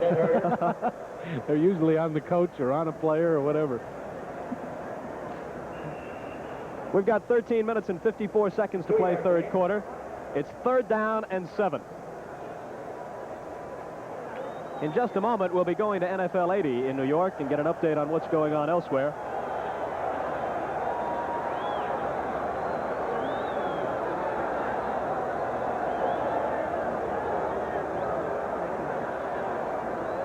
Third down and 7. Bob Costas with Mike Hafner in Buffalo, and Joe Ferguson trying to hit his rookie running back, Joe Cribbs out of the backfield, incomplete, and Buffalo is going to have to kick. We welcome those of you who have been watching NFL 80. Updating the situation here in Buffalo, it is 3-0 with 13 minutes and 26 seconds to play third quarter.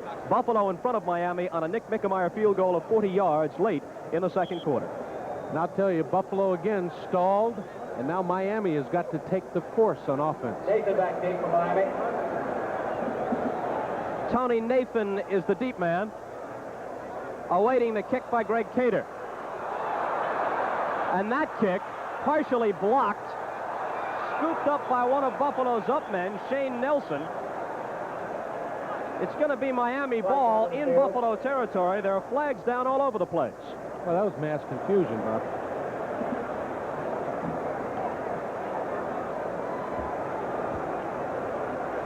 Cater that time got a good snap, but he fumbled it around and couldn't get set to take his two steps.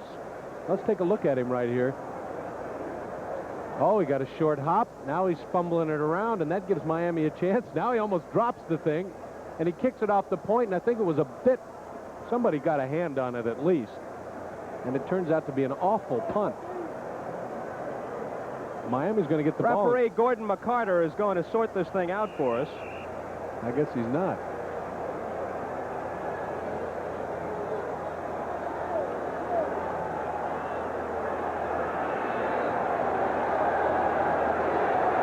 Miami has it just outside the 26-yard line of Buffalo, following the partially blocked kick from Greg Cater. A chance to either tie or go ahead. Steve Howell. And Howell runs over people. Howell, looking like Larry Zonka, is inside the 10.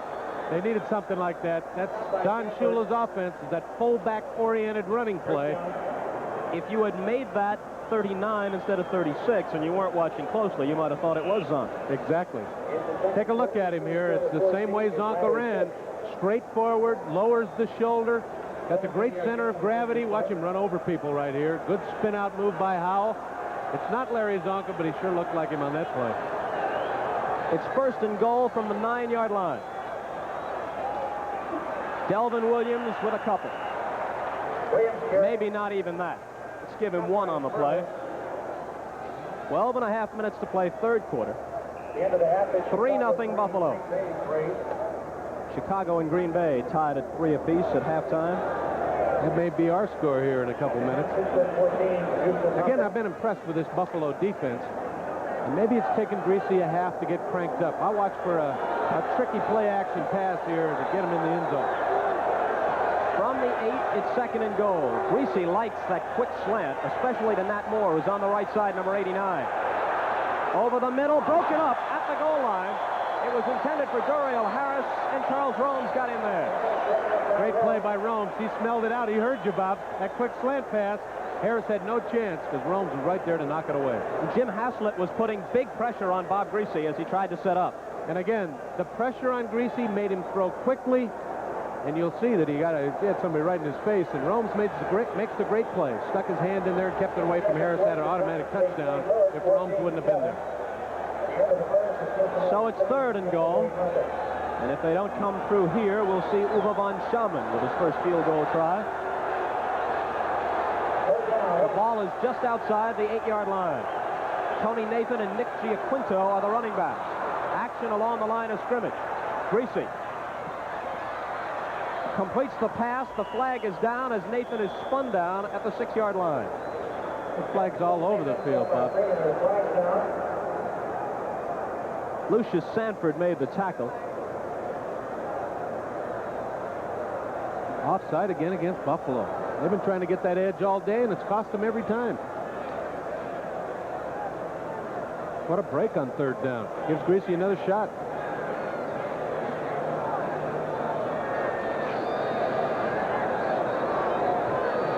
Gordon McCarter will make it official. It's going to be third and goal from inside the 5.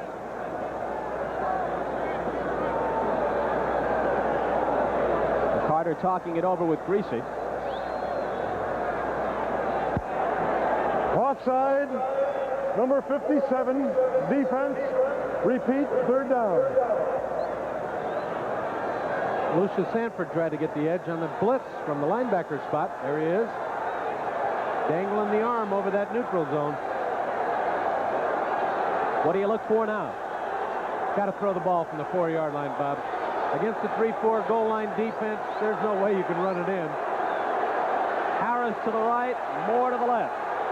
Giaquinto and Nathan are the backs behind Greasy. Long count. 3rd and goal. Into the end zone. Touchdown, Tony Nathan. Hello, quick post. And there's that back out of the backfield. They saw the blitz coming. They blitzed last time with the linebackers, and Nathan was wide open. Good call by Greasy, and he read it well. Take a look at Bob.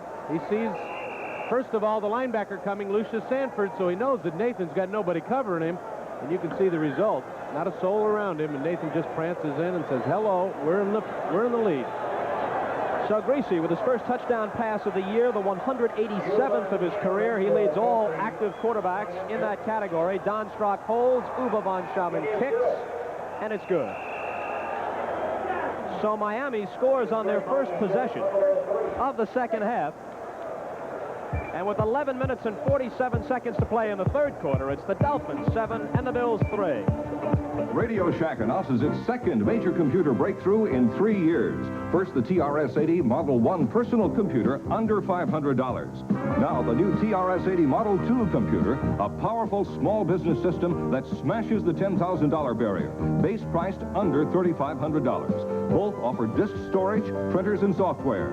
The new TRS-80 Model 2 business computer, built in Texas and ready for you to buy or lease at Radio Shack, the biggest name in little computers.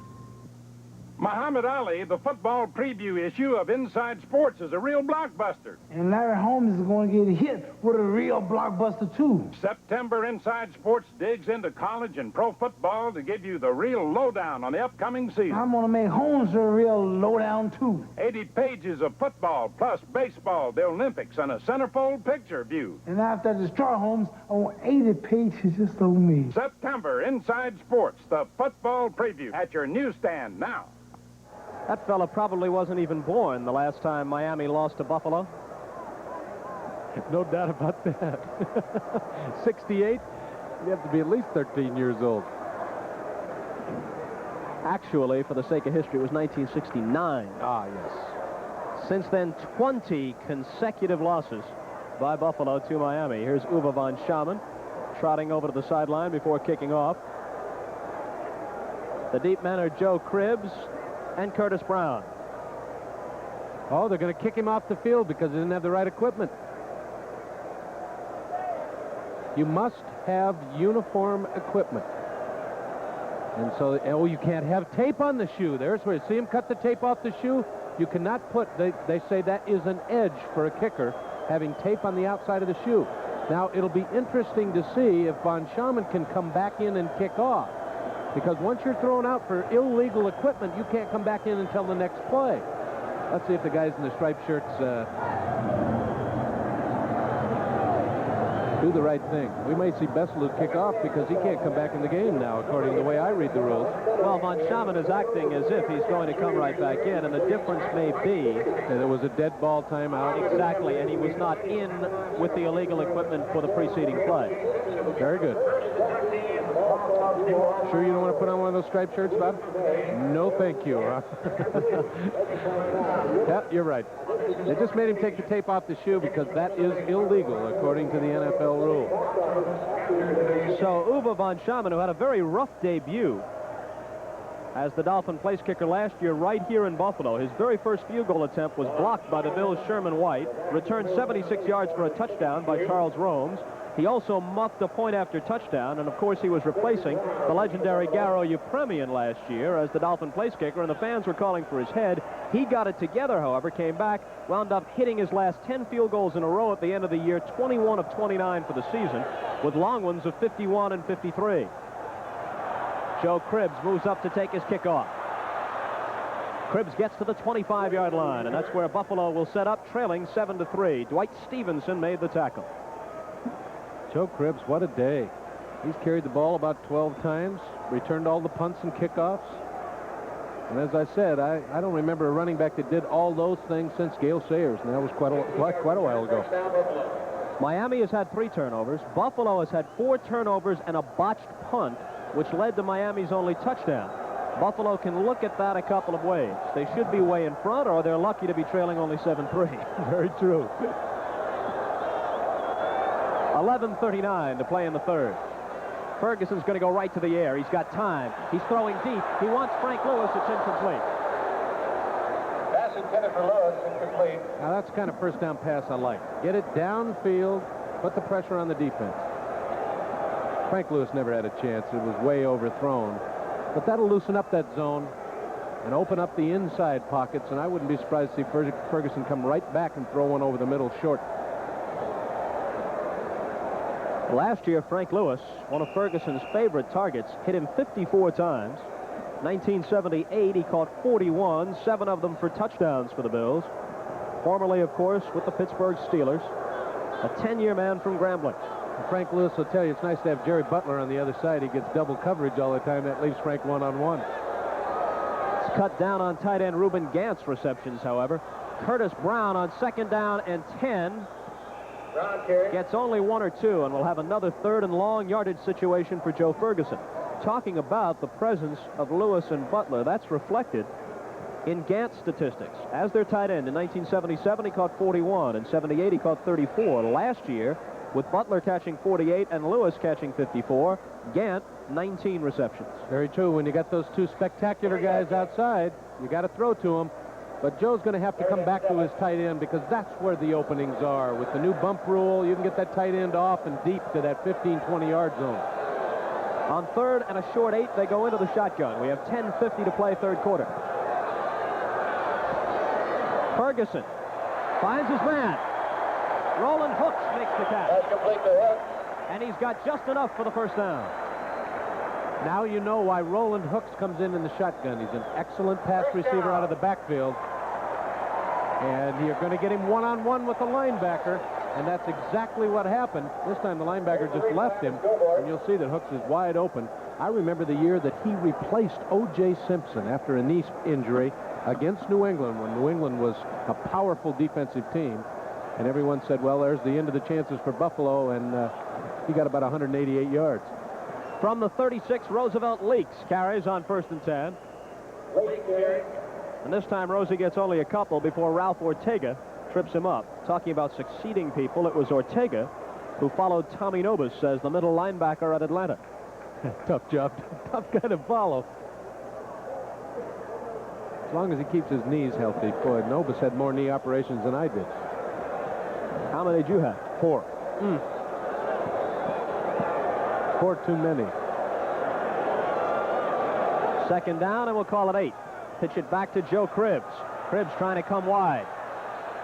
Couldn't really turn the corner, but he dragged a couple of people with him for 2 yards. Again, he shows that strength. He's got the great quickness and the power to drag people along. But again, that outside run, very tough against the 3-4 and those speedy outside linebackers. Cribbs is 5'11", 190. He was their number 2 draft choice this year out of Auburn. I know 2 teams that would dearly have loved to have him in the draft. The Denver Broncos for one, the New York Jets for another. But Buffalo got to him first, and now you know why. On 3rd and 6, they go into the gun again. Buffalo trailing Miami 7-3. Buffalo has spent most of the afternoon in or near Miami territory. They have only a field goal to show for it. Ferguson, under pressure, gets his pass away, and the catch is made. They've got the first down. Lou Picone hauled it in. And they're not booing, Bob. They're going, Lou, Lou, Lou. They love little Lou Picone here. There's Joe again. He gets that quick look at the defense. He sees zone. He knows that Lou Picone is going to be out in that flat where they've cleared it out. They can only go to the strong side on the zone, one side or the other. And Joe gets the quick read and finds Lou Picone wide open. Ed Taylor got there too late on the coverage. Clock moving with 8:40 to play in the third. Buffalo's got to be frustrated. They've dominated the Miami defense and only have 3 points. Butler left and Lewis right on 1st and 10 from the 48. Ferguson with Roosevelt Leaks wide open from his fullback spot, and then punishing people as he barrels inside the 35. Now there's a surprising reception. One of the raps against Rosie Leaks during his entire career was he couldn't catch the football. Should look good on that one to me, and I'm sure it surprised the Miami defense. They automatically give up Rosie as a receiver, and it cost them right there. There's a look at Joe, and that surprised everybody, not only on the field, but on the sidelines and back in Miami. I don't think Rosie's caught too many passes in his career. And then he uses that fullback power. Oh, I'll tell you, defensive backs don't like that. He doesn't try to run around too many people. Cribbs bouncing off, folks, and down around the 24-23. There's a first down run by Joe Cribbs. Glenn Blackwood, the free safety, finally stopped him. You like that power for 5'11", 190? He just ran right over a couple people. What a young rookie what an asset he's going to be to the Bills. Cribbs goes out, and Terry Miller makes his first appearance of the day. Miller probably thought, I'll never get in there today the way this kid's playing. It may be too late. 6:20 on the clock. We're in the third quarter. 7-3 Miami. 1st and 10 from the 22 of the Dolphins. And this is Miller with his first action. Miller coming wide, trying to pick some blocks, loses the ball, but he's out of bounds. I think there was a little adrenaline pumping there, knowing that a rookie had beaten him out. Wanted to show him something on the sweep. He got a good game. Oh, no, I guess not. He stepped out early. 2-3 yards. 1978 as a rookie, Terry Miller, 1,060 yards, 7 touchdowns. Last year he slips to 484 yards and 1 touchdown. Houston comes back with a Tony Fritsch field goal of 31 yards. 10:55 to play in the third. They trail the Steelers in the day's big game, 17-3. Stabler must have got him cranked up in the second half. Had a little talk to him. Still a long way to come back against the Steel Curtain. Oh, really? 2nd and 7 from the 19. Fakes the give. Looks for a receiver. Over the middle, it's picked off. Turnover number 5. Intercepted by the rookie, Don McNeil, the number 1 draft choice from Alabama. Joe Ferguson's face tells it all.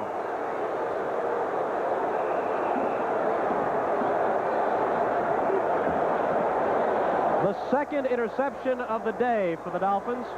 They've also recovered 3 fumbles, and they have the ball back.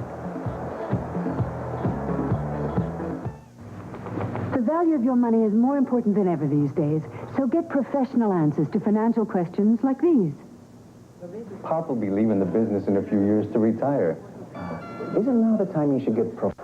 This was Buffalo's 5th turnover. A moment ago, I said it was their 2nd interception. They fumbled twice, and they have been 3 interceptions. This was the 3rd. And this is a silly throw, just a silly throw. He tried to hit his fullback, Roosevelt Leaks, over the middle, and he threw it right back into the zone coverage that was on the strong side. And you saw Joe Ferguson's face when he walked off the field before we went to commercial. He knew he'd made a bad throw, and it cost him. And the young one, Don McNeil, gets his first interception as an NFL player. Don McNeil, Gerald Small, and linebacker Kim Bocamper have Miami interceptions. They've also recovered 2 fumbles. And here's Steve Howell running well again out to the 35-yard line. The safeties, Freeman and Nixon, combined to stop him. 5 turnovers and a very short, partially blocked punt. That's the story today for the Buffalo Bills. No doubt about it. You cannot turn the football over to this experienced quarterback. He's going to burn you one at a time. And I'm impressed with Howell in the second half. He finally got over his rookie jitters, or his first game start jitters, and he's looking like a fullback now, and they're starting to use it. He's the up man on the eye with Williams behind him. Moore and Harris are the wide receivers. They swing it out to Harris, trying to isolate him. He loses the football. It squirts out of bounds, and Harris fell on it himself. I thought receivers were supposed to have great hands.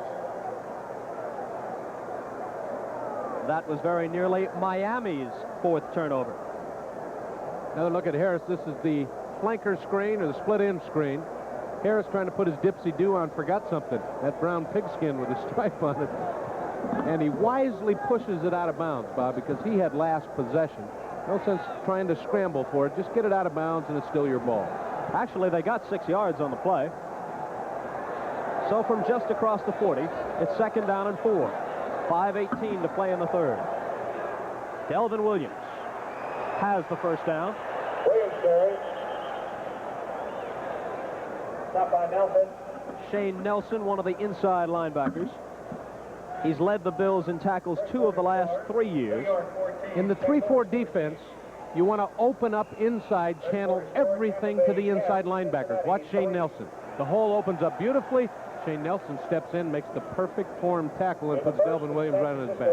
Shane Nelson, in his 4th year out of Baylor, bypassed completely in the 1977 draft. Nobody wanted him. Bills gave him a free agent look. He signed on. Who says the scouts know who to draft, huh?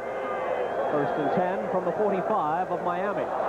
Flags fly as there's motion along the line. Delvin Williams is the ball carrier. This means nothing. The field is littered with yellow handkerchiefs. In that situation, though, you keep going until the whistle blows, and even afterwards, you never know what's going to happen.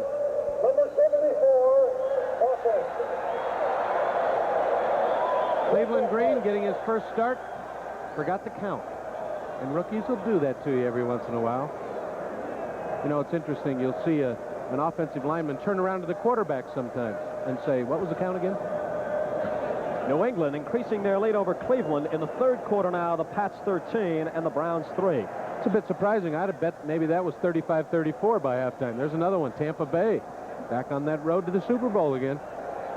10-3 in the 3rd over the Bengals. And the Giants surprisingly lead at St. Louis 17-14. Ray Perkins is no fool, and Phil Simms is a good one. Minnesota jumped ahead of Atlanta. 49ers are going to be one of the surprise teams in the NFL this year. They lead New Orleans 14-7. They'll push some people. They can score, but can they stop anybody? So far, the answer, yes, against New Orleans. They've got 6 rookies on that defense that have really surprised Bill Walsh, the head coach.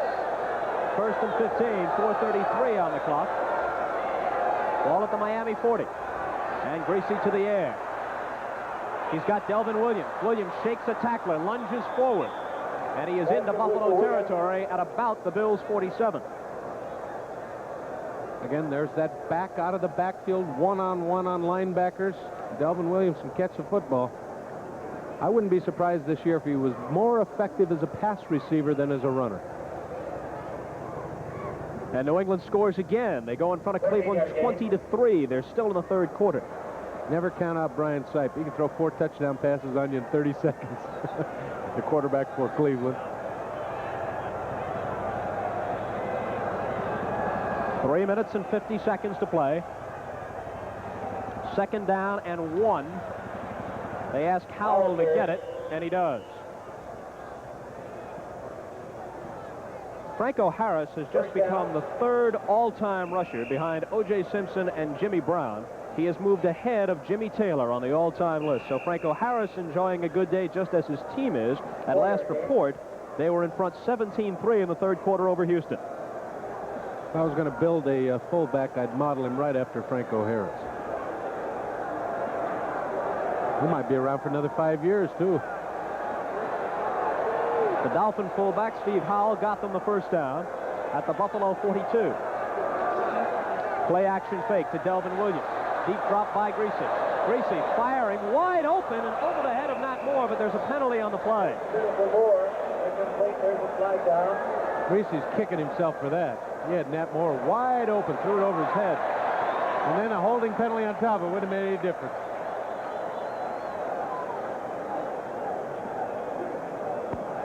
So this is the 2nd time in the past several plays that Miami has been penalized. They were penalized only once in the first half. I was waiting for that offensive line to start wondering about itself, and there was the holding penalty to catch it. We'll see who the holding was on. Prime candidates, Mr. Green. Let's see what Gordon McCarter says. Holding, number 64, offense, repeat, first down. I had the 4 right. It was Ed Newman, the right guard. 64 instead of 74. Newman, a veteran from Duke. I think they were all holding. They just caught that one. San Francisco increasing their lead over the Saints to 20-7. Some people think the Saints can challenge in the West against the Rams in the NFC. Might be upset today by the 49ers, a team which won only twice last year. Here's Delvin Williams. Williams getting some of that lost yardage back. If I'm going to run a sweep, I want to run it behind 67 Bob Kuchenberg, and both he and Newman were out in front that time. Excellent job by those 2 guards. They've really done well with this patchwork line. Again, I wanted to point out earlier, Newman, in his 42 starts, only started 7 times at right guard. Houston rallies back. Check this out. Earl Campbell threw a 57-yard option pass touchdown to Billy Whiteshoes Johnson. They still got 7:58 to play, third quarter, and the Oilers are right back in it at 17-10. You got to fool the Steelers somehow, and they did it on that one. I think that's Earl Campbell's first pass ever. It's 2nd down and 11 from the 44 of Buffalo. Greasy escapes, dodges another bullet, still on his feet, penalty markers down. He managed to get rid of the ball. The fans now scream for intentional grounding. There were penalty flags even before that occurred. Sherman White was all over it. Pardon the pun, but the name Greasy on that play really fits. He got away from everybody. Speaking of Greasy, watch him. It's a tremendous rush by Buffalo, something they haven't had here, as I said, in the last 4 or 5 years. Schmerlis is in there, Ben Williams. There's Ben. He gets away from him. Now Greasy wants to get rid of it. He says, get me out of this. And the ball is thrown legally, knocked away by Shane Nelson, but the holding penalty is going to nail him. Holding, number 74, offense, repeat 2nd down. Yes, they'll repeat 2nd down, but now they'll have 21 yards to go for the first. The ball is pushed back to the 47 of Miami. 2:07 to play, third quarter. This time they caught Cleveland Green 74. I knew he was holding the other play, too. Tough on a youngster to get his first start. But he's played well this afternoon. The entire Miami front line has been impressive. They've got the speedsters in the backfield, Tony Nathan and Nick Giaquinto. Greasy. Almost intercepted. Charlie Rome stepped in front of Bruce Hardy, the tight end, and nearly picked it off. Again, great pressure on Greasy, and he had to get rid of it too soon. Watch 83 Sherman White. White is the one that forces Greasy to throw before he wants to. He almost batted it down. Now Rome's kicking himself. He said, I could have got another 40 yards with that one if I'd have picked it off. We pause briefly for station identification. This is the NBC television network.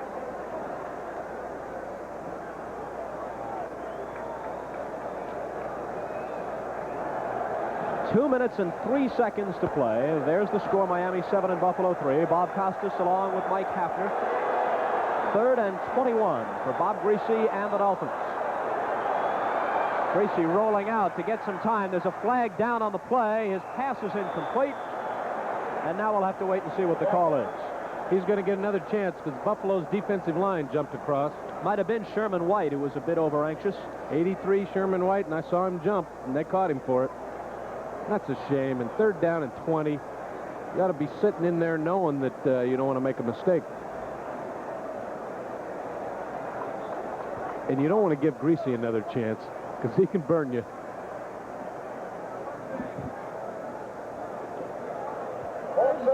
Number 83, defense, repeat 3rd down. That's that mental error that the coach hates, Bob. They just don't like to see that happen. And he'll hear about it on Tuesday in the film. The Cardinals ride the seesaw with the Giants. Otis Anderson ran it in from 24 yards out. 8:13 to play in the 3rd there, and the Cardinals playing at home lead New York 21-17. Minnesota up in the 3rd over Atlanta 21-6. All right, 3rd down and 16 from the Buffalo 48 with 1:56 to play, 3rd quarter. Greasy has time, and he has a receiver, but on the right way it's intercepted. Jeff Nixon has his 2nd interception of the day, and that's the 4th Miami turnover. Fred Schmerlis put some pressure on Greasy. Greasy's pass caromed off the hands of Jimmy's yardage figures, and the final score in this game are not going to match. Oh, no. It's the turnovers. And Jimmy Cephalo's wide open. They gave Greasy another chance. He lets it slip right through his hands.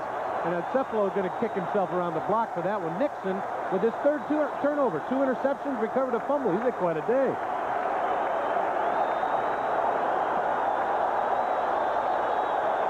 Turnover story. And in addition to their 5 giveaways, as we mentioned before, Buffalo had that short punt by Greg Cater after he fumbled the snap, and that led directly to Miami's only score. Ferguson airing one out deep, He wanted Frank Lewis, but Don McNeil, the rookie, was with him step for step. There wasn't an inch of daylight there for Frank Lewis. Well, I'm impressed with Don McNeil. You usually don't stick a rookie out there on the corner all by himself and have him have as successful a day as he's had. Quite a great young rookie. Now I know why Shula traded away all those veteran corners. He found a good one. And you're not even old enough to remember Don McNeil marching around the breakfast table in the old radio. No, Bob shaking his head. Youngster, okay. For all you people out there over 60, you'll know what I'm talking about. I remember the Mickey Mouse Club, but barely. But barely. A minute and 40 seconds to play third quarter. Second down and 10 from the 43 of Buffalo. Ferguson's stats. The 3 interceptions have foiled it. He's had his team threatening constantly. They have only 3 points to show for it. Under pressure. Gets one away with a man hanging all over him. A great pass by Jerry Butler. Butler somehow outfought Don McNeil for the football. And a penalty flag going to bring it all back, I'm afraid. Oh, no. Holding. Joe Ferguson got to be talking to himself. Oh, I know it. He's made a couple poor choices that cost him interceptions. Now he has a receiver make him look good. And it all for naught. Oh, that holding penalty will just destroy you. Ferguson got that pass away with a man just about to sack him. Tom Howard hanging all over him.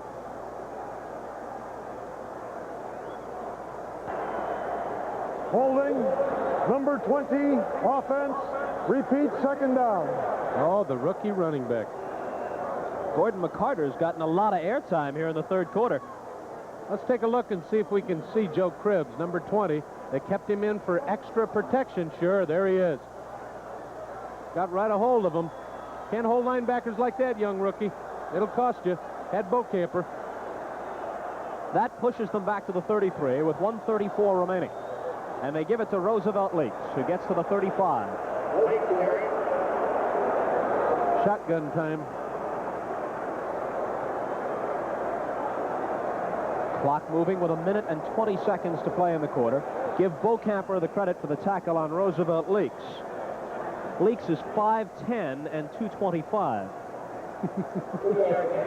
I'd say that's short and wide, isn't it? Not exactly lean in any event. No. Third and 18, and Ferguson indeed sets up in the shotgun. He's put a lot of pressure on Miami in this formation. With time to throw. Guns one over the middle, and there's another interception. Glenn Blackwood took it, and they'll bring it right back to where he went down. 4 interceptions. That's enough for the year. The 6th turnover for Buffalo. The 4th interception against Ferguson. Glenn Blackwood, the second-year man from Texas, coming off a knee injury last year, gets the ball back for Miami. Got a date, Jack? At Three River Stadium in Pittsburgh, the third quarter has belonged to the Oilers. They trailed 17-0 at the half. First a Tony Fritsch field goal, then a 57-yard option pass from Earl Campbell to Billy White Shoes Johnson, then Campbell on a 1-yard plunge. With 6 minutes remaining in the third quarter, that game is suddenly tied at 17. Delvin Williams goes nowhere. Sherman White hit him first. But they didn't block Shane Nelson, the inside linebacker, and if you don't do that, can you believe those Steelers? Houston, that's going to be a battle right down to the end. Just announced it here.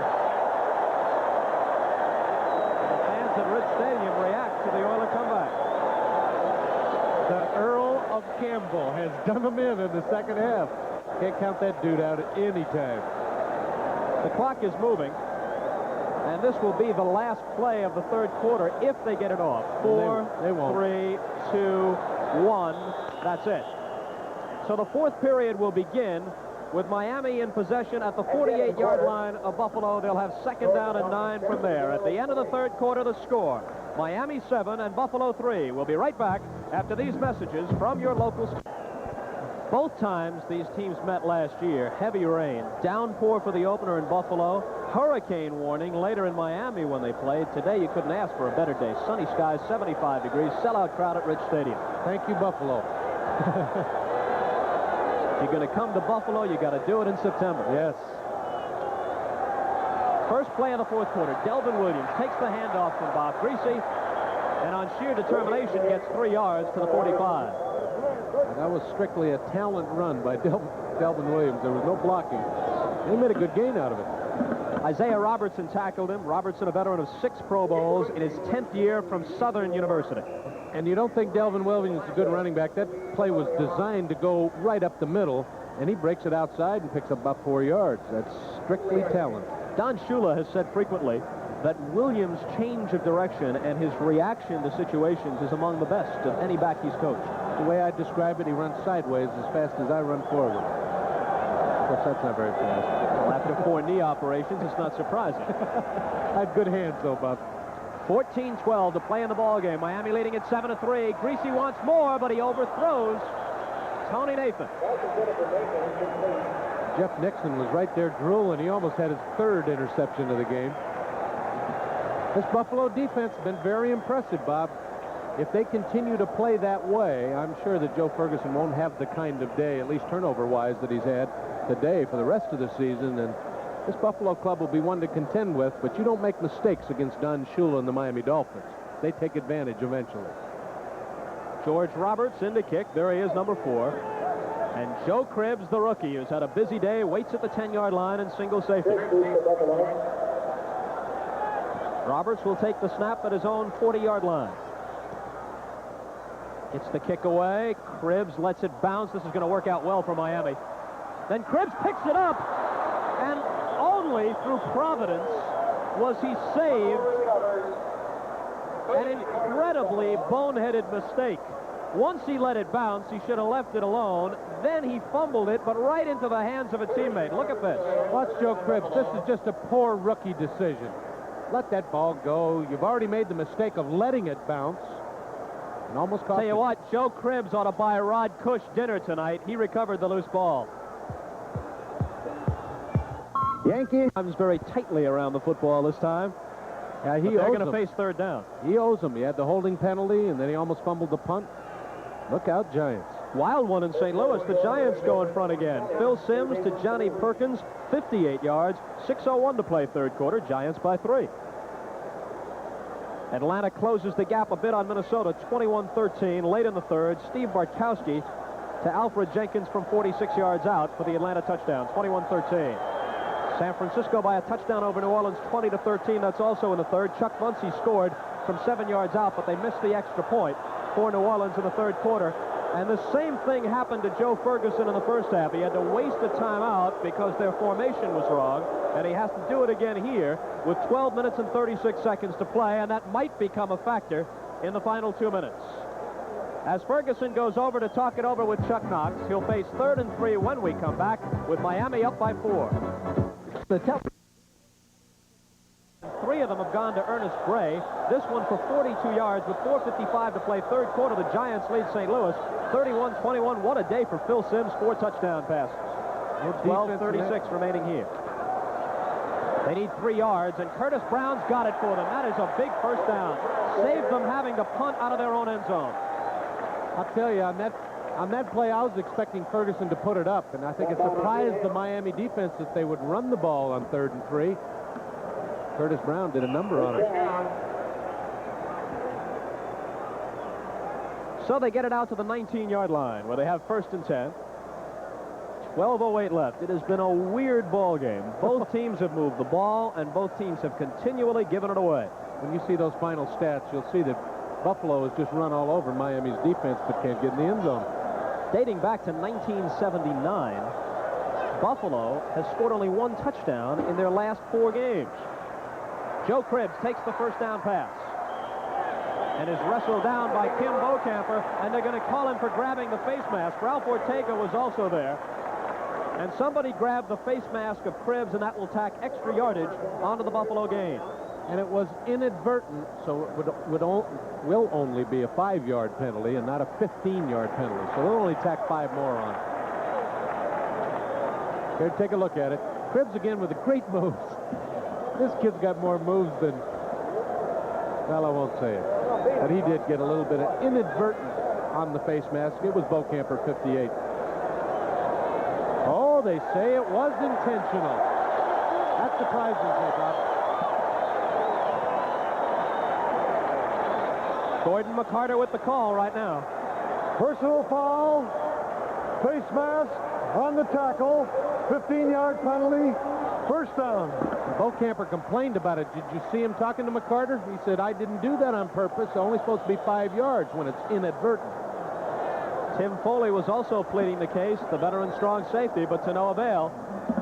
So a moment ago, they were first down and around their own 5-yard line. Now they're out to the 42. Lots more breathing room. 11:44 left in the game. Buffalo trailing Miami 7-3. Curtis Brown carries, slips through a tiny hole in midfield. Didn't appear to be much daylight, but he made use of it. There's the advantage of that small, quick fullback, because you run inside on the 3-4 defense, and he got by betters who had to chase him down the field.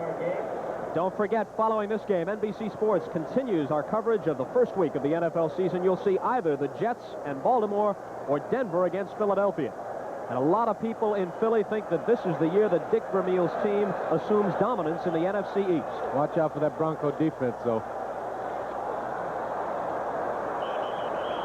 Well, this is a fine how do you do. Curtis Brown going absolutely nowhere. Ralph Ortega all over him. Worked once, but they didn't block the inside linebacker that time, and no little hole for Brown to sneak through. No gain on the play. Another big down, Bob. Third down and 3. Ball at midfield. 10 minutes and 40 seconds remaining in the game.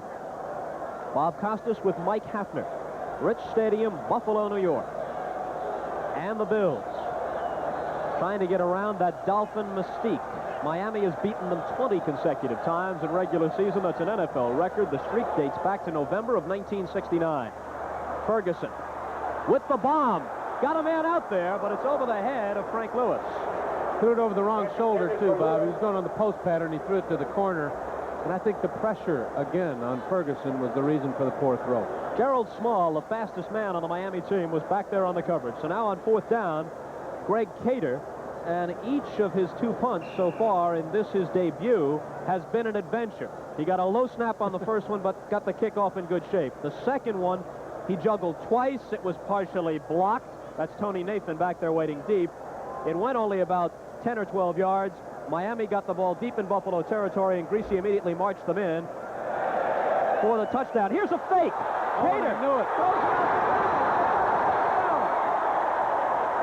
A couple of rookies combined. The rookie punter, Greg Cater, finding the rookie tight end from Michigan State, Mark Crowder, all alone, and they get the first down on a daring maneuver. And I was just going to say, Chuck Knox likes the fourth down play, and I said, nah, he won't run it here. And here he comes up with a pass, and why not? You pointed it out, Cater had punted well, might as well do something else, and they had good field position. There's Cater. Oh, he was a great actor on it, too. And Brammer's wide open. All he had to do was sit there and wait for it. An easy first down, and the Bills have got to capitalize here, Bob. First and 10 at the Miami 35. So Cater has passed better than he has kicked so far. They fake a reverse. Cribbs keeps the ball, takes it around the right side, skips out of bounds. He got about 7. Little gypsy-do here, huh? And the Buffalo crowd is psyched up now, Mike.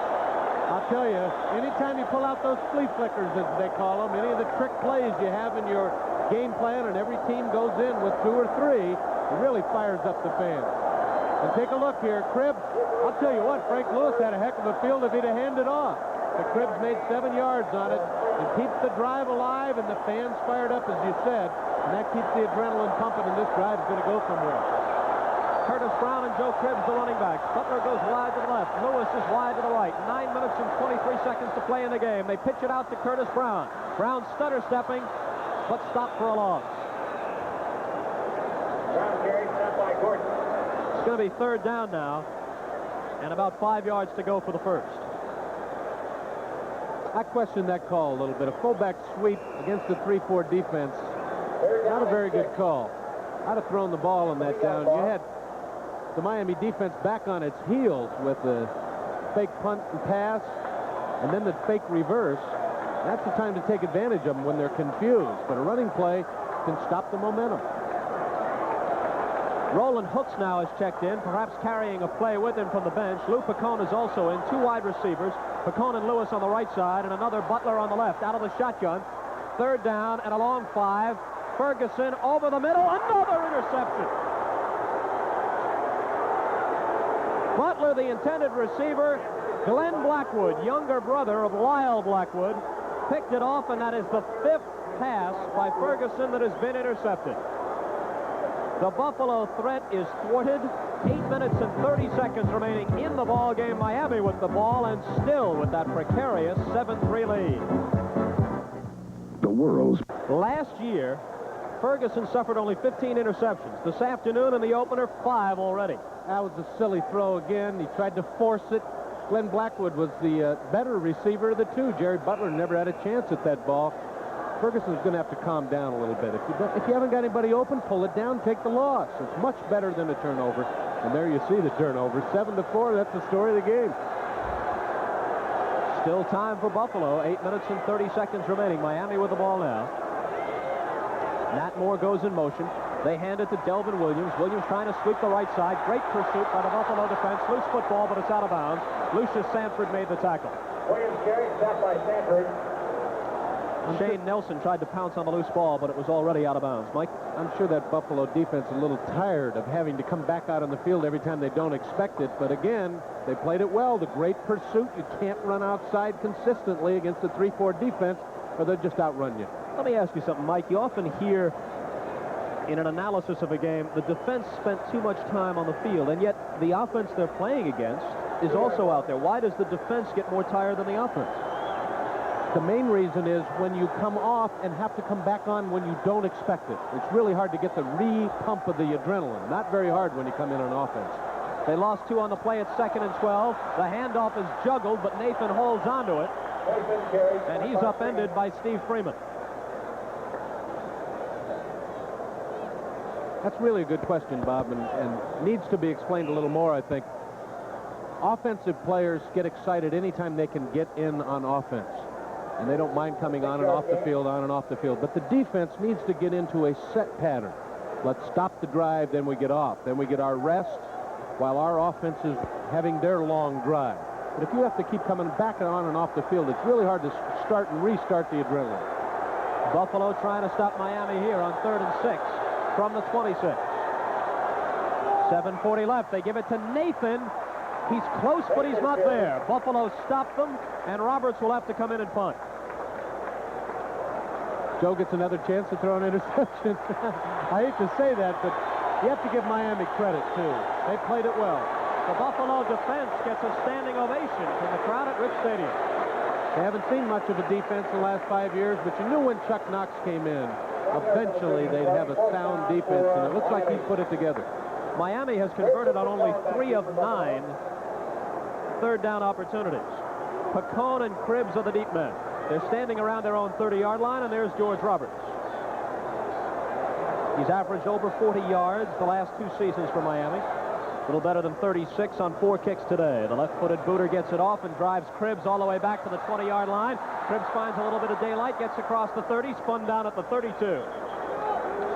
Buffalo will set up shop at their own 32-yard line, trailing 7-3. We have 6 minutes and 44 seconds to play in the game, and we'll be right back. It will be the must drive now for Ferguson and the Bills. It's the drive on which they don't have to worry about time. If they don't score this time and they get it back, as they probably would anyway, then the clock would be a factor. Very true, Bob. They've got to do something here. 1st and 10 from their 32. They call on Joe Cribbs, and Cribbs gets 2 or 3 yards.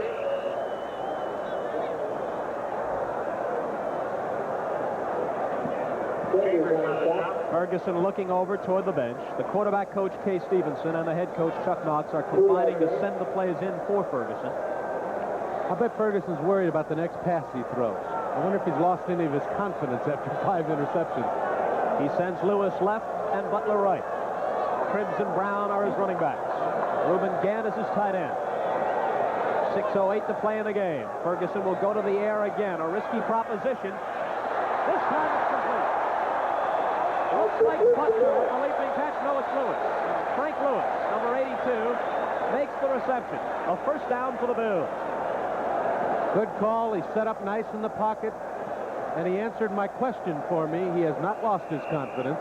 He drilled that Hummer right in there. It's nice to have a veteran like Frank Lewis on the other end. You know you're going to help him out there. But that really helped Ferguson. He knows that he's got to bring this club back after 5 interceptions. Gain of 14 out to the 48. 5 minutes and 30 seconds to play in the game. Ferguson goes right back to the air on first down. Being pursued, he flips it out of there to Joe Cribbs.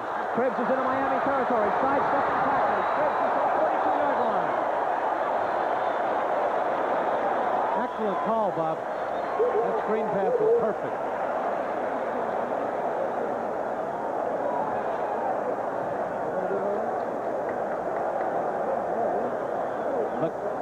The clock is moving. We have exactly 5 minutes to play now. Here's Beaucamper putting pressure on, but Ferguson sidesteps him, and it turns into a big play to Joe Cribbs. It cost him.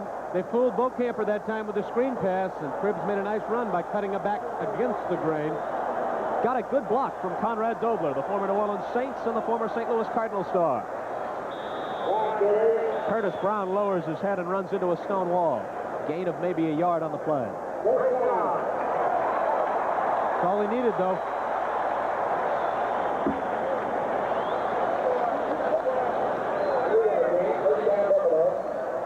Spot the ball just outside the 40-yard line. 1st and 10. Clock moving. 4 minutes and 18 seconds remaining. Buffalo has 2 timeouts left. Miami has 3. The Dolphins lead it 7-3. It was 3-0 Buffalo on a 40-yard Nick Mickemeyer field goal at halftime. In the 3rd quarter, Tony Nathan took a touchdown pass, a short one from Bob Greasy. The Dolphins went up 7-3. That's where we stand now. Ferguson pumping and throwing, and there's...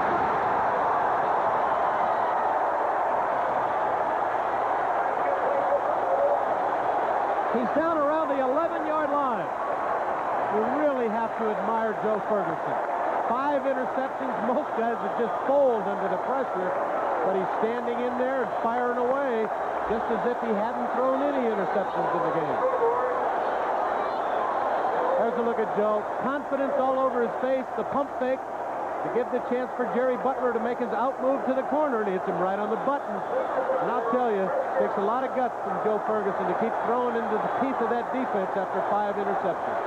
A second-year man from Clemson, Jerry Butler, hauling it in. 3:56 remaining.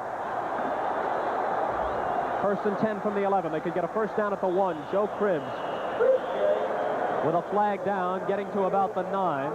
Clock stops on the penalty with 3:52 left. Ooh, this is where the Miami defense gets tough. The penalty is on the Dolphins. And they can make a first down, Bob, and that's important. That first and 5 from about the 5.5 really can help. Now they don't have to throw. They can possibly run the ball 4 times and still get a first down. And a worried Don Shula watches him walk it off against his Dolphins. And Gordon McCarter, the referee, takes to the microphone. Defense, repeat first down.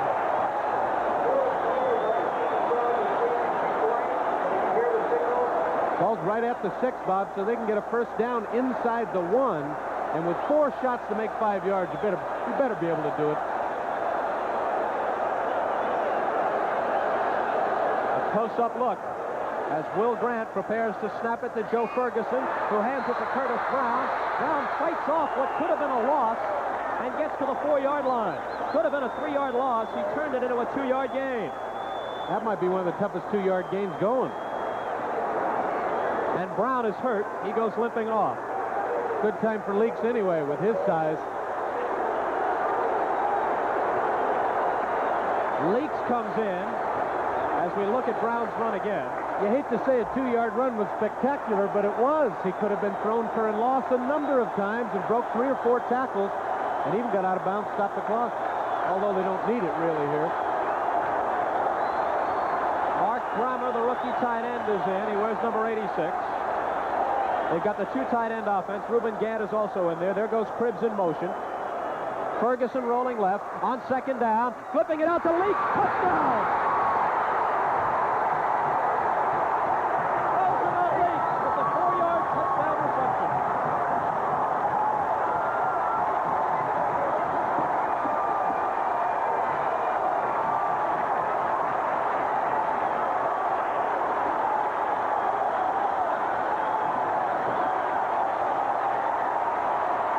this sold-out crowd's going bananas, and they crossed me up. They could have run it here.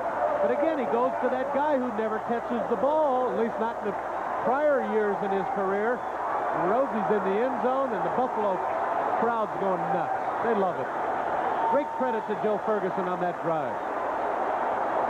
And now for the point after. David Hum, acquired recently from Oakland, will hold. Mickemeyer will kick. It's good. And now it's Bob Greasy and the Dolphins who have to try and come back with 3 minutes and 42 seconds to play in the game. It's Buffalo 10 and Miami 7.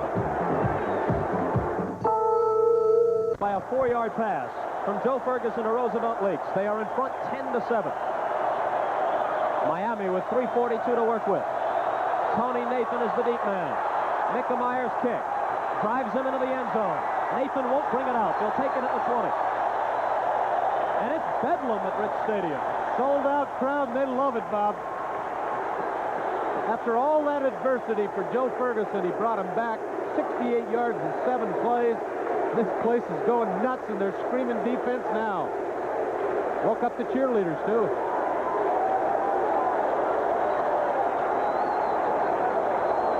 Three minutes and 36 seconds left. Bob Greasy has had problems of his own. Miami has turned the ball over 4 times. Greasy's been in this spot a couple times. 3 minutes to go, 3.5. You know you've got to get at least a field goal to put it in overtime. And they've got a guy with a strong leg. Uwe von Schamann can connect from 50 and more, so if they can get close, he could bring them to a tie. Steve Howell trying to go outside.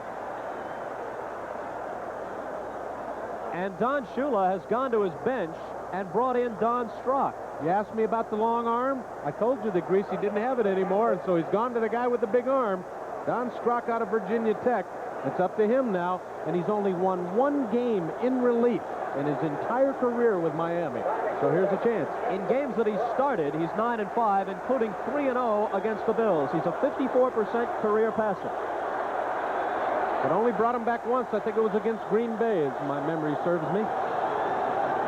So Don Strock in for the first time, and this will be his first pass of the day on 2nd down. It's complete. And it's good for a first down. What a tough spot to put Strock in. He hadn't played all day. You come off the bench with 3.5 to go and say, okay, you want the starting job? Take the team 80 yards and win it. Delvin Williams caught the pass. Clock moving with 3:05 left. Miami has all 3 of their timeouts left. Buffalo has 2 remaining. Buffalo would love to see that clock run out in 5 seconds.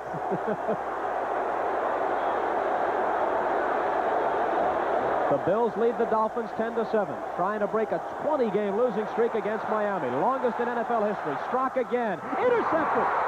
Isaiah Robertson picks it off. Robertson across the 40. Robertson moving deep into Miami territory. Robertson running like O.J. Simpson is down to the 10.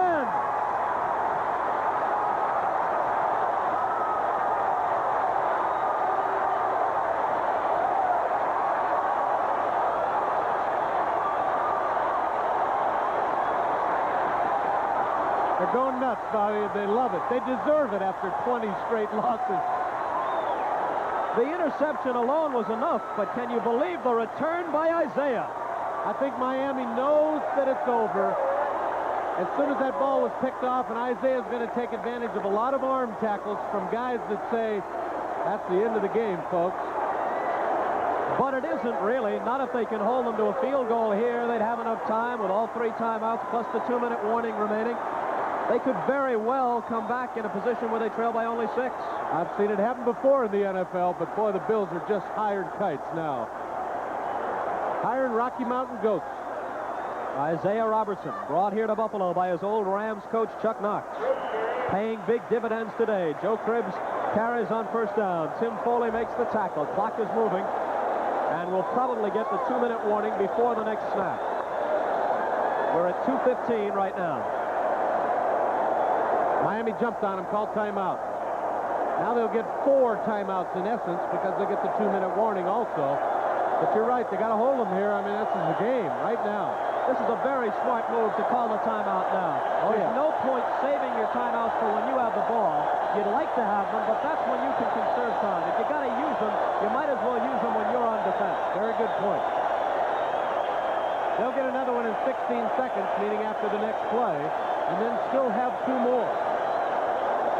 Well, theoretically, they could call another one right after the next play and not let it get down to the 2-minute warning. Good point. And very well in that case, if they stop them on 2 more plays, have about 1 minute and 55 seconds and still 1 more timeout left when they get the ball back. Don't give up yet, Miami fans. We'll find a way for you to get back in this game. I'm telling you, the atmosphere here in Buffalo is unbelievable. Just electric. There are many fans here who were not born the last time the Buffalo Bills beat the Miami Dolphins. Not too many people have left either, Bob. They want to see this first-time win. They sold more than 80,000 tickets for today's game. They had only 422 no-shows. They're hungry in Buffalo. Second down and a long 8 from the 9-yard line with 2 minutes and 16 seconds left. Buffalo 10 and Miami 7. Leaks and Cribbs are the running backs, set in the eye behind Joe Ferguson. Buffalo run the ball, Bob. They've got to run that clock down. Yes, a sweep, too. It'll take more time. Joe Cribbs is stopped. Let's see if they use a timeout. They do with 2:09 left. Perfect time to call the timeout.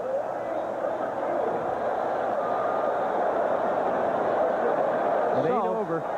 If they can stop them on this play, the 2-minute warning will stop the clock prior to what would be an obvious field goal attempt. And then trailing 13-7, they would have 1 timeout in nearly 2 minutes for either Greasy or Strock, depending upon what Shula tries to do, to bring them back. There's still time. It's never over until the gun goes off. Don't forget, we got baseball live in prime time as the pennant races heat up at the Astrodome in Houston. The Dodgers and the Astros. That's Tuesday night, 8 o'clock Eastern time. Big race in the National League West or the race in the National League East. Pittsburgh against the Phillies. One of those 2 games. Dodgers, Astros, Pirates, Phils. Tuesday night, prime time, 8 o'clock Eastern time on NBC. One of those 4 teams have been definitely in the World Series. One of those 4 for sure. Cincinnati and Montreal might object to that assessment. They haven't got the pitching staffs that those other 4 clubs do.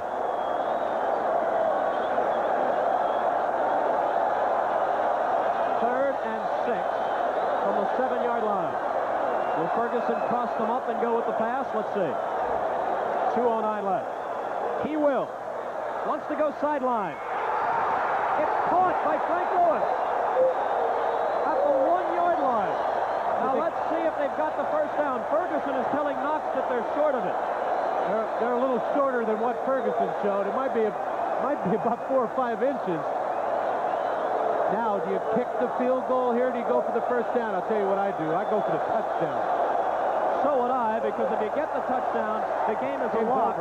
If you don't get it, they still got to go 55 or 60 yards to even be in field goal range to tie you. They got to go 99 to beat you. And you don't see a field goal team on the field, so they're going for it.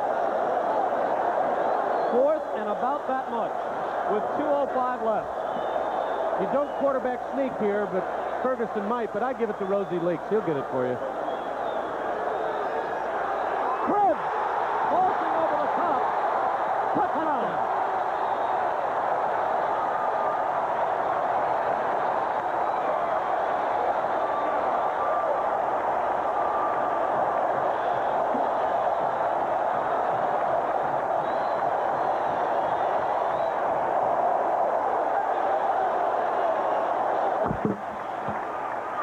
There's a look at Joe Cribbs. They taught him to do this in Auburn. Up and over. A little Sam Bam Cunningham. He's been watching the tube in the past. And Cribbs has become a hero in this town in just 1 football game. And that's it. I don't see any way that Miami's going to continue the streak. And the Bills have finally done it after 20 straight. Mickemeyer trying to add the point, which would make it 17-7. There it is, straight through. It may now be safe to say that the 20-game jinx dating back to 1969 that Miami has held over Buffalo is about to come to an end. 2 minutes and 2 seconds left The Bills 17 and the Dolphins 7. And what a day it's been, a day of adventure for rookie Joe Cribbs in his NFL debut. He's returned kicks. He's flirted with disaster, almost fumbling inside his own 10-yard line. He has scored a touchdown. He's caught passes and run well from scrimmage. And seemingly, he's firmed up that starting job, which he wrested away from Terry Miller in training camp. A lot of credit, too, to Chuck Knox. This defense has come a long, long way. There's a look at Cribbs. There's a happy rookie, I'll tell you. Well-deserved pat on the back. Oh, yes. It's been an adventurous day for the entire Bills club. I mean, for 3+ quarters, it was a disaster for them, and they've come back and really put this game out of reach. Mickemeyer will kick. Tony Nathan is the deep man. And up a few yards ahead of him are Nick Giaquinto and Don Veselu flanking him. Mickemeyer, with his adrenaline flowing, drills one about 5 yards deep. Nathan decides to bring it out. Tony Nathan hoping for the big return. Butts heads with a few people and gets across the 25. Just to the 25, let's say.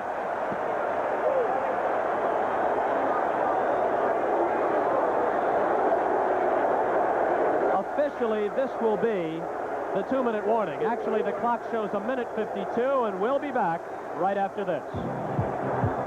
Watch what happens. Buffalo fans exult at Rich Stadium. This place is still rocking. Oh, they love it. I mean, after 20 straight losing to Miami, I'd go bananas, too. They're on their feet again. Another standing ovation. The game is all but wrapped up, but nobody's leaving. They want to stay around and savor it. Oh, yes. Don Strott stays in. They need a quick touchdown bomb, an onside kick, a field goal, and overtime. And if all that happens, I think I'll faint dead away. They complete the pass over the middle to Dorial Harris. Clock moving inside 140. I've never seen a Miami team quit. They won't quit this time either. They're out at the 43. And now a fan runs on the field, and that forces the officials to stop the clock. Security men double team him and bring him down with a harder tackle than any I've seen today from the Bills or the Dolphins. He doesn't deserve the recognition, Bob. That's silly. He could hurt one of his own players. I mean, I know he's excited, but save it for after the game for the parties. I don't think he's in any shape to make it to the parties. He might spend the night in jail, I think. Exactly 1:30 left. From their own 43, a first down for the Dolphins.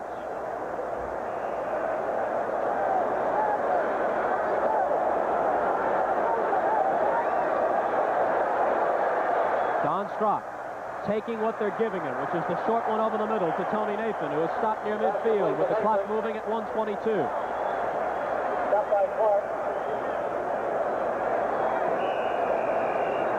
And it's up to the defense to get back on side, and they did.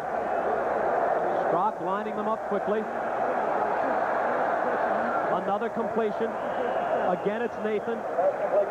About the 43-yard line of Buffalo.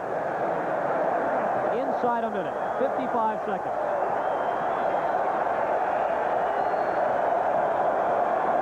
Got to go deep soon. Strock to the sideline. Incomplete. That stops the clock. Matt Moore, the intended target. Next week, the Dolphins have their home opener at the Orange Bowl against Cincinnati. We'll be there, Mike. And I think it'll be a little more successful than today. And Buffalo will be back at home here at Rich Stadium. They'll honor O.J. Simpson at halftime, induct him into their Hall of Fame, and they'll play the New York Jets, the explosive New York Jets, with Richard Todd at quarterback and Wesley Walker and Lamb Jones as his targets. They could win the 4x400 meters, I guarantee you that. Strock on second down and 10. Uncorks one deep. Broken up in the end zone. Good job by Nixon. Matt Moore he was looking for. Oh, it was Elmer Bailey. The rookies come in. And I said Strock had to go upstairs soon. There were only 43 seconds to go. Bailey almost gets in there, but Nixon makes a great play. And he's had quite an afternoon. He might be in line for a game ball. Couple of interceptions, fumble recovery. Yeah, I'd say so. If he doesn't get one, it'll be an injustice. They might give 5 or 6 for this game. Cribbs deserves one. Roosevelt Leach has had a whale of a game. Maybe the owner, Ralph Wilson, ought to get one. He's waited longer than anybody for a win over Miami. 3rd down, 10 to go. Strock on the run, heaving deep. That's Nixon again. Nixon with his 3rd reception of the day. That solves the game ball problem right there. He should have just kept it. He'll get it back, I guarantee you.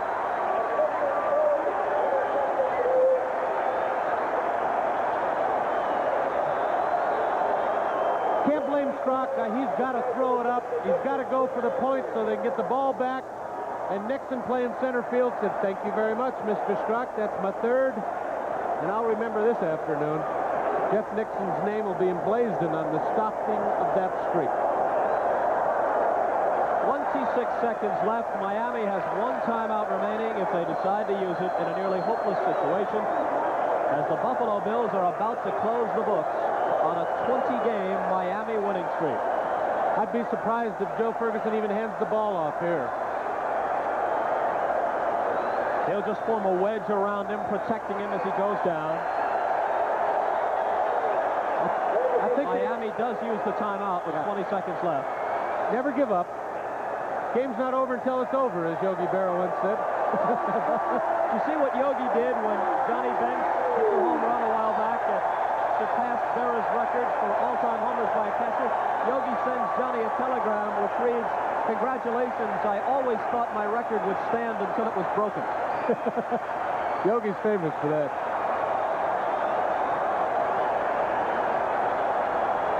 So this will be the last play from the Buffalo 4-yard line. The Dolphins will leave here and head home at 0-1. Buffalo will be 1-0.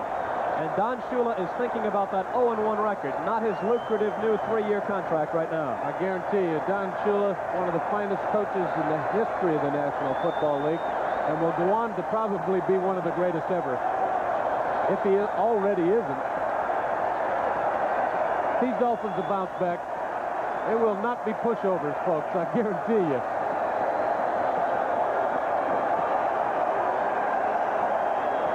Some of the fans filing out, but others remaining in their seats, embracing one another. This is a truly joyous moment in Buffalo. That was the last play. They'll just wind it down.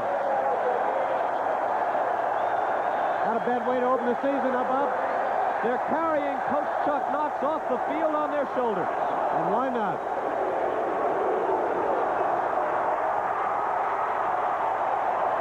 Joe Ferguson has the game ball. And that's the end of this one.